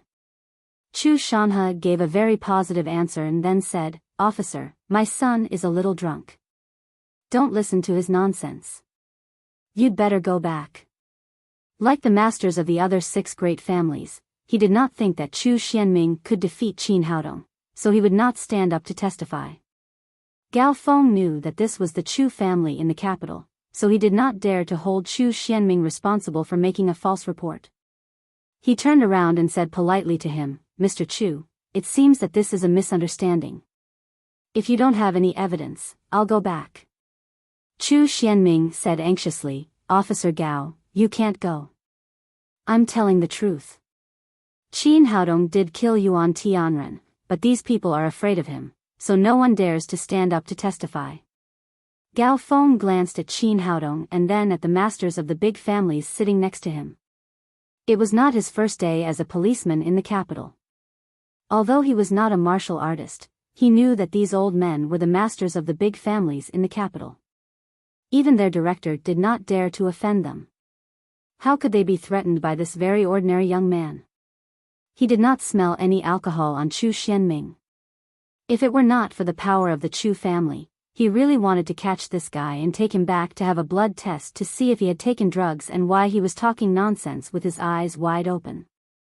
Gao Feng said patiently, Mr. Chu, we, the police, need evidence to solve a case. Call me when you have concrete evidence. After that, he was about to leave. Chu Xianming grabbed his big arm, pointed to the 2 injured family members next to him and said, Officer Gao, even if this matter does not count, Qin Haodong has other cases. Just now, he injured 2 of us. The 2 family members had just been sent flying by Qin Haodong and their faces were swollen. There were indeed bruises all over their bodies. Qin Haodong frowned. It seemed that Chu Xianming was determined to fight with him to the end, but he did not want to waste time like this. He said to Gao Feng, Officer, please go back. Even if I really kill someone, it's not your business. Gao Feng was speechless. Why did the people from this big family talk incoherently? It was okay for Chu Xianming to talk nonsense, but why did this young man not speak seriously? When he was about to say something, Qin Haodong said, suddenly, a certificate appeared in front of him. Gao Feng's heart skipped a beat when he saw the ID. As the deputy captain of the Imperial City's criminal police force, he was different from other police officers. He was very sensitive to such special IDs. He took the certificate from Qin Haodong, checked it carefully and gave it back with both hands. Then he saluted and said respectfully, Mr. Qin, I'm sorry to bother you. I'll go back now. After that, he waved to the policeman behind him. They left the banquet hall in a hurry and ignored Chu Xianming. The people present were confused. They didn't know what kind of ID it was to make the police so respectful. Qin Haodong turned around and said to Chu Xianming with a sneer, What else do you want to say? I'm still waiting for you to teach me a lesson. Although they were far away and no one could see Qin Haodong's ID clearly, Chu Xianming was standing next to him and he could clearly see the words, Xianyuan Pavilion, on it. After a slight pause, he laughed again and said, Qin Haodong, don't think that I can't do anything to you just because you're a member of the Xianyuan Pavilion. Today, I've prepared a few dishes for you. Since the first one doesn't work, look at the second one. Seeing that he was going on and offending Qin Haodong more and more, Chu Shanhe said angrily, Second brother, what are you doing? Go back and put yourself in confinement. Don't make trouble anymore. Dad. Don't worry, I'll definitely bring Qin Haodong down today. Chu Xianming shouted like crazy, so what if he's a member of the Xianyuan Pavilion? Based on his age, he's at best a pawn. I've invited the leader of the Xianyuan Pavilion. Today, I must make him lose his reputation and die without a burial place. After he finished speaking, the masters of the 7 great families all changed their expressions. How could the major families living in the capital not know about the Xianyuan Pavilion? It was the supreme existence of the special department of Huaxia. There were many masters and it restricted all the martial artists in Huaxia. The leader of the Xianyuan Pavilion had a noble status and did not have much contact with the major families. How could it be possible that Chu Xianming said that he had invited the leader of the Xianyuan Pavilion? At this moment, there was a disturbance at the door of the hall. Everyone turned their heads and saw a woman in white walking in. This person was dressed in a long white dress and had long hair. She carried a sword on her back and her face was as beautiful as a fairy's, but she was extremely dignified. The woman in white walked into the hall step by step. Soon, everyone was surprised to find that her feet were not on the ground, but walking in the air. All the men from the aristocratic families changed their expressions. This was a Saint Realm expert. When he saw the woman in white, Chu Xianming immediately ran up excitedly and said, "Xianyuan Pavilion leader, you're finally here. I'll tell you that this guy named Qin Haodong is the one who colluded with the Devil Gate." Just a few days ago, at the engagement banquet of the Qi family, someone saw his woman, Nalan Wuxia, use the heavenly devil hand. This news is absolutely true. This time, ordinary people did not have much reaction, but the expressions of the masters of the 7 great families changed greatly. They all knew the woman in white in front of them. She was the leader of the Xianyuan Pavilion and also the sword master of the Zihang Sword House, Xianyuan Ligay. Previously, Yan Feifei could only be regarded as the top master among the 7 great families in the capital, but Xianyuan Ligay could be said to be the top master in the entire capital and even in Huaxia. They also knew that the Zihang Sword House and the Devil Gate had been mortal enemies for so many years. Chu Xuanming's move could be said to be extremely insidious. The aristocratic families of the Xianyuan Pavilion could be said to mind their own business. But if they vented their anger on the Tang sect because of the Devil Gate, even if the Tang sect also had a saint, Yan Feifei, they would not be able to escape the fate of destruction. Chu Xianyue also knew the existence of the Xianyuan Pavilion, but she did not know the relationship between Qin Haodong and the Xianyuan Pavilion. When she saw the leader of the Xianyuan Pavilion coming in person, she was shocked and worried for her son. Seeing everyone's shocked expressions, Chu Xianming felt proud. It seemed that he had really hit Qin Haodong's weakness this time. No matter how strong the Tang sect was, could it be stronger than the Xianyuan Pavilion? No matter how powerful Qin Haodong was, could he be more powerful than Xianyuan Ligay? Just when he was feeling proud, he saw Feng Wu and Hu Shaoxian step out from the women behind Qin Haodong. They came to Xianyuan Ligay and said respectfully, "Greetings, Master. I'm Hu Shaoxian." "Greetings, Pavilion Master." Everyone was stunned. No one had expected that there was a member of the Xianyuan Pavilion in the Tang sect and that Feng Wu was Xianyuan Ligay's direct disciple. Seeing this scene, people's hearts skipped a beat. If these 2 women pleaded for Qin Haodong, they might be able to escape this disaster. Chu Xianming was a little flustered. He hurriedly said, "Pavilion Master Xianyuan, the Devil Gate is a great enemy of Huaxia. You must not let them go." Just when he was still talking, a scene that shocked everyone happened. Xianyuan Ligay stepped in front of Qin Haodong, bowed and said, "Xianyuan Ligay of the Zihang Sword House greets Mr. Qin." In order to keep the secret of the sacred master, she did not call Qin Haodong the sacred master in public, but her respectful expression did not diminish at all. This time, everyone could not calm down. The masters of the 7 great families suddenly stood up as if their butts were on fire. They could not believe what was happening in front of them. "My God, what did I see?" The leader of the Xianyuan Pavilion is bowing to a young man. What the hell is going on? Bro, am I dreaming? Xianyuan Ligay is actually greeting a young man. What the hell is going on? Is this person fake? Is he a temporary actor hired by Qin Haodong? Bullsh *T, the temporary actor you found can have his feet off the ground. How can he pretend to be a saint? Besides, who dares to pretend to be the leader of the Xianyuan Pavilion? Isn't that courting death? Qin Haodong still sat there with a calm expression. He waved his hand and said, "Please sit down, Pavilion Master Xianyuan." Xianyuan Ligay said respectfully, "With Mr. Qin here, how dare I sit down?" Seeing that Xianyuan Ligay was so respectful to Qin Haodong, the masters of the 7 great families were all shocked. Chu Shanhe even felt like he had been f***ed. What was wrong with the world? What kind of person was this grandson of his? Could it be that he was an immortal? There was probably no other person in Huaxia who could make the leader of the Xianyuan pavilion so respectful. Qin Haodong then said to Xianyuan Ligay, "Pavilion Master Xianyuan, why are you here? What's the matter?" Xianyuan Ligay said, "Well, the Chu family reported that you were in touch with the Devil Gate. I think someone is going to make trouble for you, so I came here to have a look. Do you need me to help you solve it?" Plop. After Xianyuan Ligay finished speaking, Chu Xianming felt dizzy. His legs went limp and he fell to the ground with a plop. Originally, his plan was extremely thorough. He used the Devil Gate as a clue to invite the leader of the Xianyuan pavilion. Then he could catch all the people of the Tang sect in one fell swoop. Not only Qin Haodong, but also Nalan Wuxia and the others would not be able to escape death. But he had never expected that Xianyuan Ligay and Qin Haodong were on the same side, and she seemed to be a servant. The reason why she agreed to come here was that she wanted to teach him a lesson. Was there anything more tragic than this? Forget it, I'll solve it myself. Qin Haodong waved his hand and asked Xianyuan Ligay to stand aside.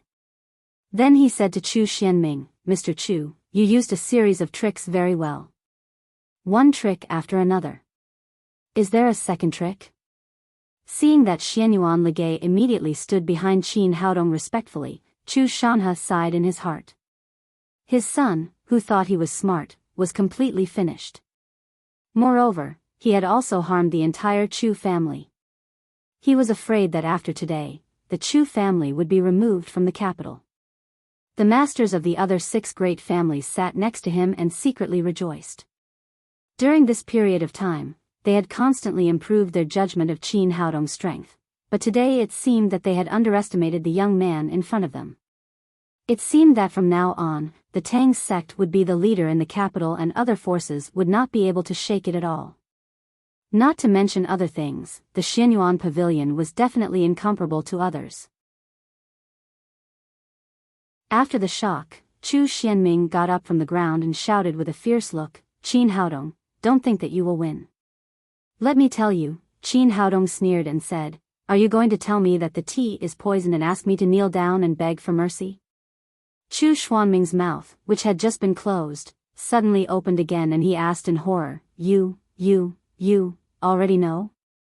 Qin Haodong drank up the tea in front of him, then looked at him and said, "I have to say that you are very scheming, but there is a famous saying in Huaxia that if you know yourself and your enemy, you will always win. I also have a nickname, Medical Sage. Your poison is not even enough to fill the gaps between my teeth."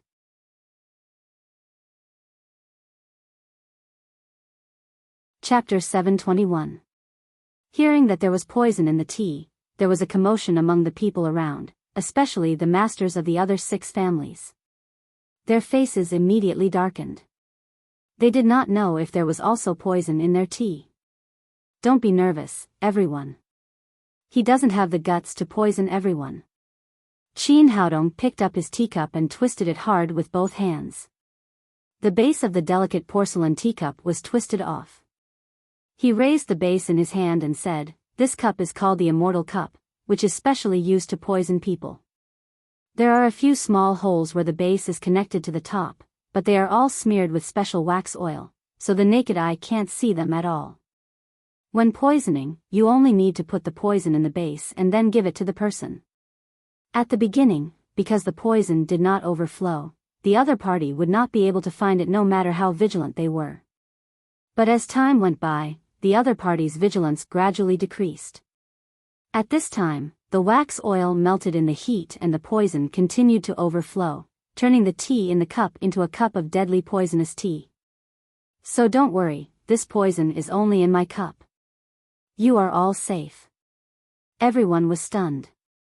There was actually such a poisonous artifact. The intention was really ingenious. Some people picked up the teacups in their hands and tried, but no matter how hard they tried, they could not turn the base off. After confirming that they were not poisoned, these people were relieved. In fact, they were completely worried. If they were poisoned, their bodies would have reacted long ago. After all, they did not have Qin Haodong's physique that was immune to all poisons. On the other side, Chu Shanha had completely sunk to the bottom and there was no longer any joy on his face. If the previous contradiction could be resolved, now he was completely standing on the opposite side of the Tang sect. From another perspective, if someone poisoned him, he would never forgive the culprit. He didn't expect that his birthday banquet would be ruined by this stupid mother and son. After Qin Haodong introduced the immortal cup, he said to Chu Xianming, "What do you think? Mr. Chu, am I right?" Seeing that Qin Haodong was not poisoned, Chu Xuanming's last trump card had been used. He was no longer as calm as before and his face was pale. "Haodong, I was wrong. I was really wrong this time. For the sake of my status as your uncle, please forgive me this time." Chu Xianming no longer cared about his identity and face. He knelt on the ground and kowtowed to Qin Haodong to beg for mercy. Then he begged Chu Xianyue next to him, "Little sister, please say something for me. I'm your brother." Chu Xianyue directly turned her face to the side. At this time, her expression was also very ugly. If it was other things, she could help to say a few good words, but poisoning her own son was simply unforgivable. Seeing that his sister ignored him, he turned around and begged Qin Haodong. Of course, Qin Haodong would not be fooled by his pity. This kind of person was a poisonous snake. If you let him go today, he would bite you tomorrow. "Tell me, what poison did you give me? What's the purpose?" As he spoke, he immediately used the soul-devouring technique. This poison is called Thousand Opportunity Poison. After it enters the human body, it will change its location every 2 hours. There is no antidote at all. If you can't get the antidote within 24 hours, all the places that the Thousand Opportunity Poison has passed through will start to fester, and eventually, you will die slowly due to your body rotting. Too vicious. There's actually such a vicious poison. How can the poison be detoxified if it changes its location every 2 hours? He poisoned his own nephew. Is he still a human? It's really hateful. Under the control of the soul-devouring technique, Chu Xianming did not care about the condemnation of others at all. He continued, "Even if I get the antidote, I can't fundamentally cure the Thousand Opportunity Poison. It can only temporarily relieve the poison's effect." Hearing this, the crowd, who had just quieted down, became excited again. Hearing this, the crowd, who had just quieted down, became excited again. If he could control Qin Haodong with the Thousand Opportunity Poison, it would be equivalent to controlling the entire Tang sect. Now the Tang sect dominated the entire capital. Controlling the Tang sect was equivalent to dominating the capital. It could be seen how ambitious Chu Xianming was. At the same time, everyone also understood why Chu Xianming took the risk. It turned out that he had a big plan. Qin Haodong asked again, "Since you found such a rare poison, why did you still use those despicable means to deal with me?" Chu Xianming was like a good child and answered every question. "I know that you are very difficult to deal with, so I can't walk on one leg. So I thought of many ways to distract you and let the Thousand Opportunity Poison take effect." At this time, the masters of the 7 great families realized that Chu Xianming was not stupid, but too shrewd.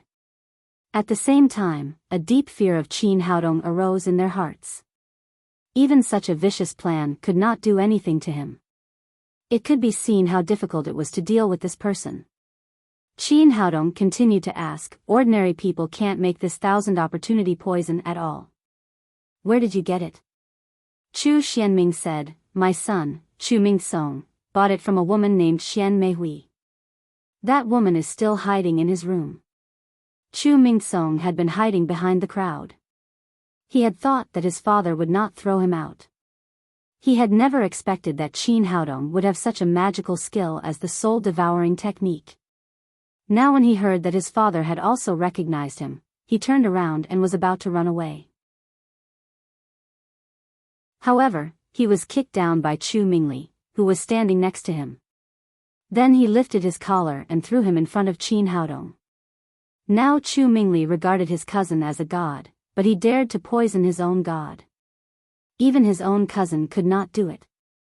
Qin Haodong waved his hand and Ma Wenjue and Zhang Tiniu immediately rushed to the residential area of the Chu family's manor with their men. He turned around to look at Chu Mingsong and asked, "How did you know Qian Meihui and how did you cooperate with her?" "After being taught a lesson by you at the airport that day, I felt very aggrieved, so I went to the bar to drink. I met Qian Meihui there. I saw that she was beautiful, so I wanted to get a room with her to vent my anger. I didn't expect that she would take the initiative to tell me that she had a blood feud with you and wanted to deal with you with me. I immediately agreed. After that, she gave me this fairy cup and 1,000 opportunity poison and taught me how to use it. In order to avoid my suspicion, she returned to the Chu family's villa with me at night and did not leave. She waited for my news there. Qian Meihui had a blood feud with me?" Qin Haodong searched his mind from beginning to end, but he could not remember when he had met such a person. At this moment, Zhang Tiniu walked into the hall with a beautiful woman. The moment he saw the woman, Qin Haodong immediately understood that she was not Qian Meihui, but Chiba Mieko from Neon. A few months ago, Chiba Mieko had attacked him at the exchange meeting between Huaxia and Neon. He did not kill her, but only destroyed her cultivation. He did not expect that this woman would be so vindictive. After such a long time, she still came to Huaxia to attack him. After arriving at the hall, Chiba Mieko looked calm and did not show much fear. She glanced at Chu Xianming and Chu Mingsong with disdain and said, "You two are really useless. I'm so disappointed in you." Then she looked at Qin Haodong and said, "You damn Huaxia man, how dare you destroy my years of hard work. During this period of time, I have been studying poison and concocting the 1,000 opportunity poison that has no antidote at all. I thought that I would definitely kill you this time, but I didn't expect that these two stupid guys were so useless that they were discovered by you." Qin Haodong looked at Chiba Mieko coldly and said with a murderous look, "I've already let you go last time, but you still came here to poison me. Do you think that I don't dare to kill you?" Chiba Mieko smiled proudly and said, "You're right. You really don't dare to kill me, because my grandfather is Kyo Chiba, the sage of Neon. My grandfather didn't agree with me to practice martial arts, so it's okay for you to destroy my cultivation. But if you dare to kill me, my grandfather will definitely kill you and all your relatives." Hearing that this Neon woman turned out to be Kyo Chiba's granddaughter, many of the martial artists present were moved. Kyo Chiba had dominated Neon for many years and was known as the #1 martial artist in Neon. Although Kyo Chiba had not fought for many years, he was recognized as a saint-level master. Although the Tang sect now dominated the capital, Kyo Chiba was definitely not someone to be trifled with. No one knew how the young man in front of them would deal with this Neon woman. Everyone's eyes were focused on him. Qin Haodong sneered and said, "Kyo Chiba, do you think that an old man from Neon can scare us Huaxia people?" A sneer appeared at the corner of Chiba Mieko's mouth. "Am I scaring you? Do you know why I didn't leave but waited to be caught by you and the Chu family? Because this is also one of my plans. If the 1,000 opportunity poison doesn't kill you, you can catch me. It's best if you can kill me and then let my grandfather avenge me. Then you will definitely die. This Neon woman is really abnormal. She can even come up with such a method for revenge. I think this woman is bluffing. She doesn't want to die at all. I don't know if Qin Haodong dares to kill this woman. Her grandfather is the sage of Neon." While many people were discussing, Chiba Mieko raised her chin and said provocatively, "What do you think? Do you dare to kill me?" "As you wish." After that, Qin Haodong flicked his finger and a wind shot out, piercing into Chiba Mieko's left chest. Chiba Mieko had no cultivation at all, so her heart meridians were immediately broken. Her eyes widened and were full of unwillingness. Obviously, she did not want to die and did not believe that Qin Haodong would really dare to kill her. But everything had become a reality. A few seconds later, her body fell to the ground with a plop and she was no longer breathing. Seeing that Qin Haodong even dared to kill the granddaughter of the Sage of Sword, Chu Xianming and Chu Mingsong were scared out of their wits. They quickly knelt on the ground and begged bitterly. Don't kill me. Please don't kill me. We are blood relatives, Haodong, I'm your uncle. I can give you all my property over the years, but please don't kill me. Qin Haodong looked at the two people in front of him coldly and said in a cold voice, as Huaxia people, when you colluded with the Neon people to poison me, did you ever think that we are blood relatives? When you schemed against me one after another, didn't you think about the consequences of failure? At this time, everyone present could feel the murderous intent emanating from him and realized that the two people seemed to be in danger. However, because of Qin Haodong's majesty, no one dared to stand up and speak. Chu Shanhe stood next to him. He saw that his son and grandson's lives were hanging by a thread, but he had no ability to stop them. He turned his head to look at Chu Xianyue, hoping that his daughter could come forward to stop them. However, Chu Xianyue did not even look at him. She had no intention of coming forward. Although Jin Xiuying's acupoints were sealed, she could see all this clearly. Her expression constantly changed. Obviously, she was anxious for her favorite son and grandson, but now she couldn't say a word, and her body couldn't move at all.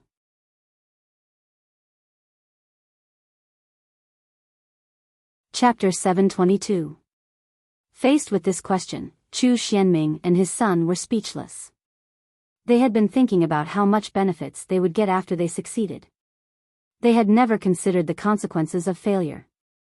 Qin Haodong said coldly, "There is no need for people like you to live in this world.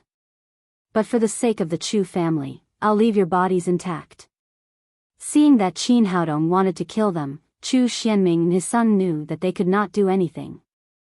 They jumped up from the ground and were about to escape. But as soon as they took 2 steps, 2 gusts of wind shot into their backs. Plop! Plop! Chu Xianming and Chu Mingsong fell beside Chiba Mieko's body and they were no longer breathing. Seeing that the 2 core disciples of the Chu family had been killed, everyone else was shocked. But under such circumstances, no one dared to make a sound. The huge living room was so quiet that one could hear their breathing. Everyone knew that this matter was not over yet.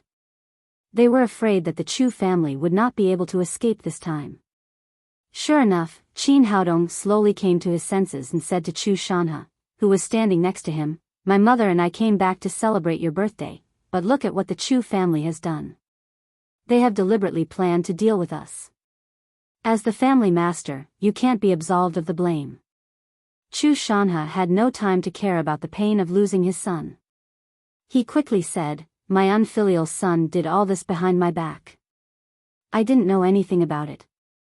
"Of course I know. If you were involved, you wouldn't have the chance to stand and talk to me now." Qin Haodong stood up and exuded a powerful aura, suppressing everyone present. He said lightly, "Originally, I could have wiped you out from the capital because of what the Chu family has done to me. But for the sake of my mother, I'll give you a chance. Abdicate and give the position of the family master to my uncle. Then leave the capital. I can let the Chu family go this time." Feeling his powerful aura, all the members of the Chu family were silent. When they heard that Qin Haodong only wanted Chu Shanhe to abdicate, they immediately breathed a sigh of relief. Compared with the destruction of the Chu family, this was the best choice. As for the family heads of the other 6 great families, although they looked calm on the surface, their hearts were in turmoil. No one had ever been able to cripple the family head of a great family except for Qin Haodong. Although he knew that this was the lightest punishment, Chu Shanhe still said unwillingly, "Haodong, sooner or later, the position of master will be passed to Xuanli, but now he is still young. If I step down from my position as the patriarch, I'm afraid he won't be able to convince the masses. How about this? After a few years, I will step down from the position of the family master and pass it to Chu Xuanli." Qin Haodong turned to the Chu family and asked, "Are you convinced that my uncle will be the master of the Chu family?" His voice was not loud, but it was filled with endless majesty. "I support Chu Xuanli to be the master of the Chu family." The first to stand up and speak was the first elder, Chu Shanchuan. Then second elder Chu Shanhai also shouted, "I also support Chu Xuanli to be the master of the Chu family." These two were the most prestigious elders in the Chu family. After they spoke, the rest of the Chu family echoed, "We support Chu Xuanli to be the master of the Chu family." "I have no objection. Chu Xuanli is the most suitable person to be the master." These people had already seen clearly that the vicious old woman, Jin Xiuying, had completely offended Chu Xianyue and her son. In addition, what Chu Xianming had just done. If Chu Xuanli was not the master of the Chu family, they were afraid that the Chu family would really be finished. Moreover, they also knew that Chu Xuanli was the closest to Qin Haodong. Among the people in the Chu family, only he could be recognized by Qin Haodong. Once Chu Xuanli became the master, the Chu family would definitely get the full support of the Tang sect. It would be difficult for them not to be strong in the future. If the Chu family was strong, their interests would naturally be guaranteed. The children of these big families had always developed a way of doing things that put interests first. As long as they could guarantee their own interests, it did not matter who was the master of the family. Moreover, Chu Xuanli was already a level 9 supreme power master. If he was the master of the Chu family, he could immediately strengthen the strength of the Chu family and no one could find a reason to object. Therefore, under Qin Haodong's interrogation, 100% of the Chu family present stood up to support Chu Xuanli as the master of the family.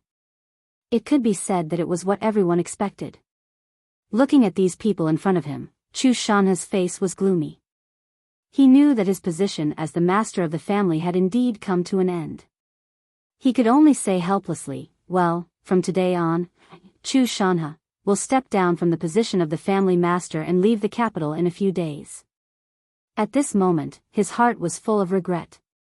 If he had regarded Qin Haodong as his own grandson from the beginning, if he could move Chu Xianyue with family affection this time, perhaps the current situation would not be the case. But there was no medicine for regret in the world. He could only think about it in his heart. Chu Xuanli had not recovered from the shock. Recently, things had changed too fast. Not only had he jumped from an ordinary level 6 Supreme Power Master to a level 9 Supreme Power Master, but now he had also become the master of the Chu family. This made him a little unable to accept it for a while.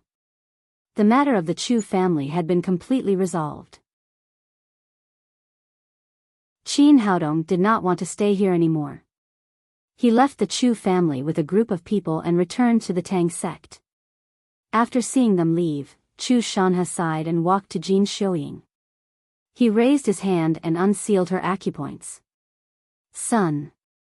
"Grandson." As soon as she regained her freedom of movement, Jin Xiuying immediately stumbled to the bodies of Chu Xianming and Chu Mingsong.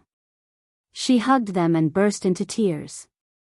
After a while, she raised her head again, stared at Chu Shanha with bloodshot eyes and scolded, "Are you still a man? How could you watch that little bastard kill your son and grandson?" Chu Shanha was holding back his anger and had nowhere to vent it. How could he tolerate Jin Xiuying's temper? He immediately shouted angrily, "Enough! If it weren't for you, the Chu family wouldn't have become like this." Jin Xiuying was stunned at first, and then she shouted crazily again, "I don't care. I only know that little bastard killed my son and grandson. I want him to pay with his life. I want to call the police. I want him to die." As soon as she took out her mobile phone, it was smashed by Chu Shanha. "Have you had enough? These two little bastards communicated with the Neon people and wanted to poison the members of the Xianyuan pavilion. What's the use of calling the police? Do you want to anger Qin Haodong again?" Jin Xiuying cried, "Do you mean that my son and grandson died in vain? So what if they didn't die in vain? Do you want the whole Chu family to be buried with them?" The one who spoke was the first elder, Chu Shanchuan. He said with a gloomy face, "If it weren't for you, bitch, who valued boys more than girls and doted on Chu Xianming, how could he have caused such a big trouble? If you could treat your own daughter better, how could our Chu family be so passive? In the end, you are the culprit." What else did Jin Xiuying want to say? But when she opened her mouth, she suddenly spat out a mouthful of blood and fell to the ground on her back. Chu Xuanli rushed over to help her up, only to find that the old lady was no longer breathing.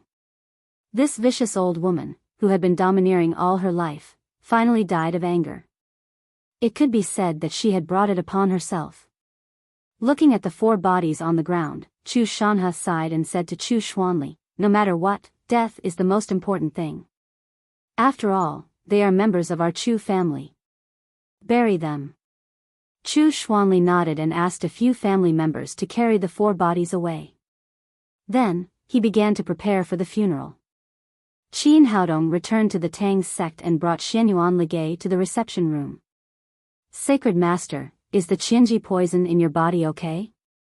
At this moment, there was no one around, so Xianyuan Ligay immediately called him respectfully. "I'm fine.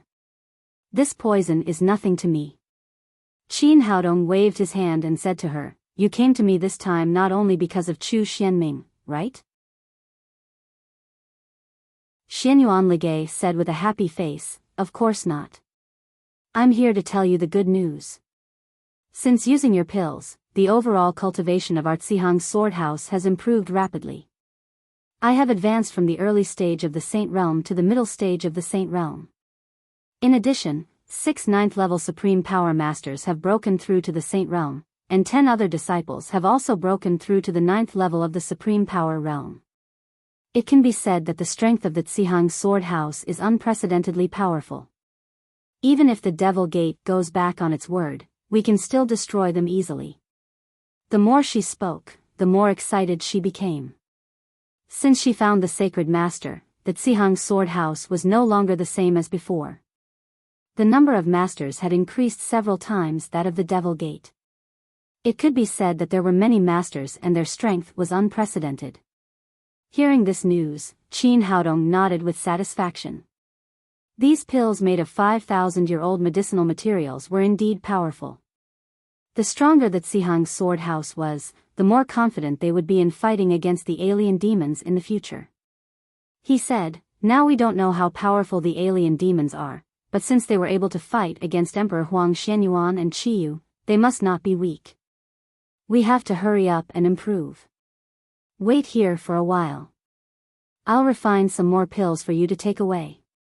After that, he left Xianyuan Ligay there and took the little fellow into the alchemy room. Now Tang Tang's phoenix flame had been greatly improved and was close to the Samadhi true fire. Her cultivation had also been improved to the early stage of the Yuaning realm.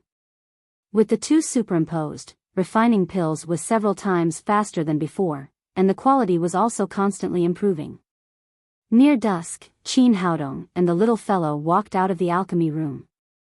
His storage ring was already filled with all kinds of pills. Xianyuan Ligay took the pills, thanked Qin Haodong quietly and left the Tang sect. Qin Haodong called Ma Wenjue and gave him the newly refined pills. He asked him to distribute them to the people of the Tang sect. Now that the major forces in the capital had been calmed down, what they needed to do was to quietly improve their strength and wait for the alien demons to give them a fatal blow. After seeing Xianyuan Ligay off and having dinner, Qin Haodong took Zhao Qinggu into the Tang sect. That night, Han Jieyu and Zhao Qinggu also became 9th-level Supreme Power Masters.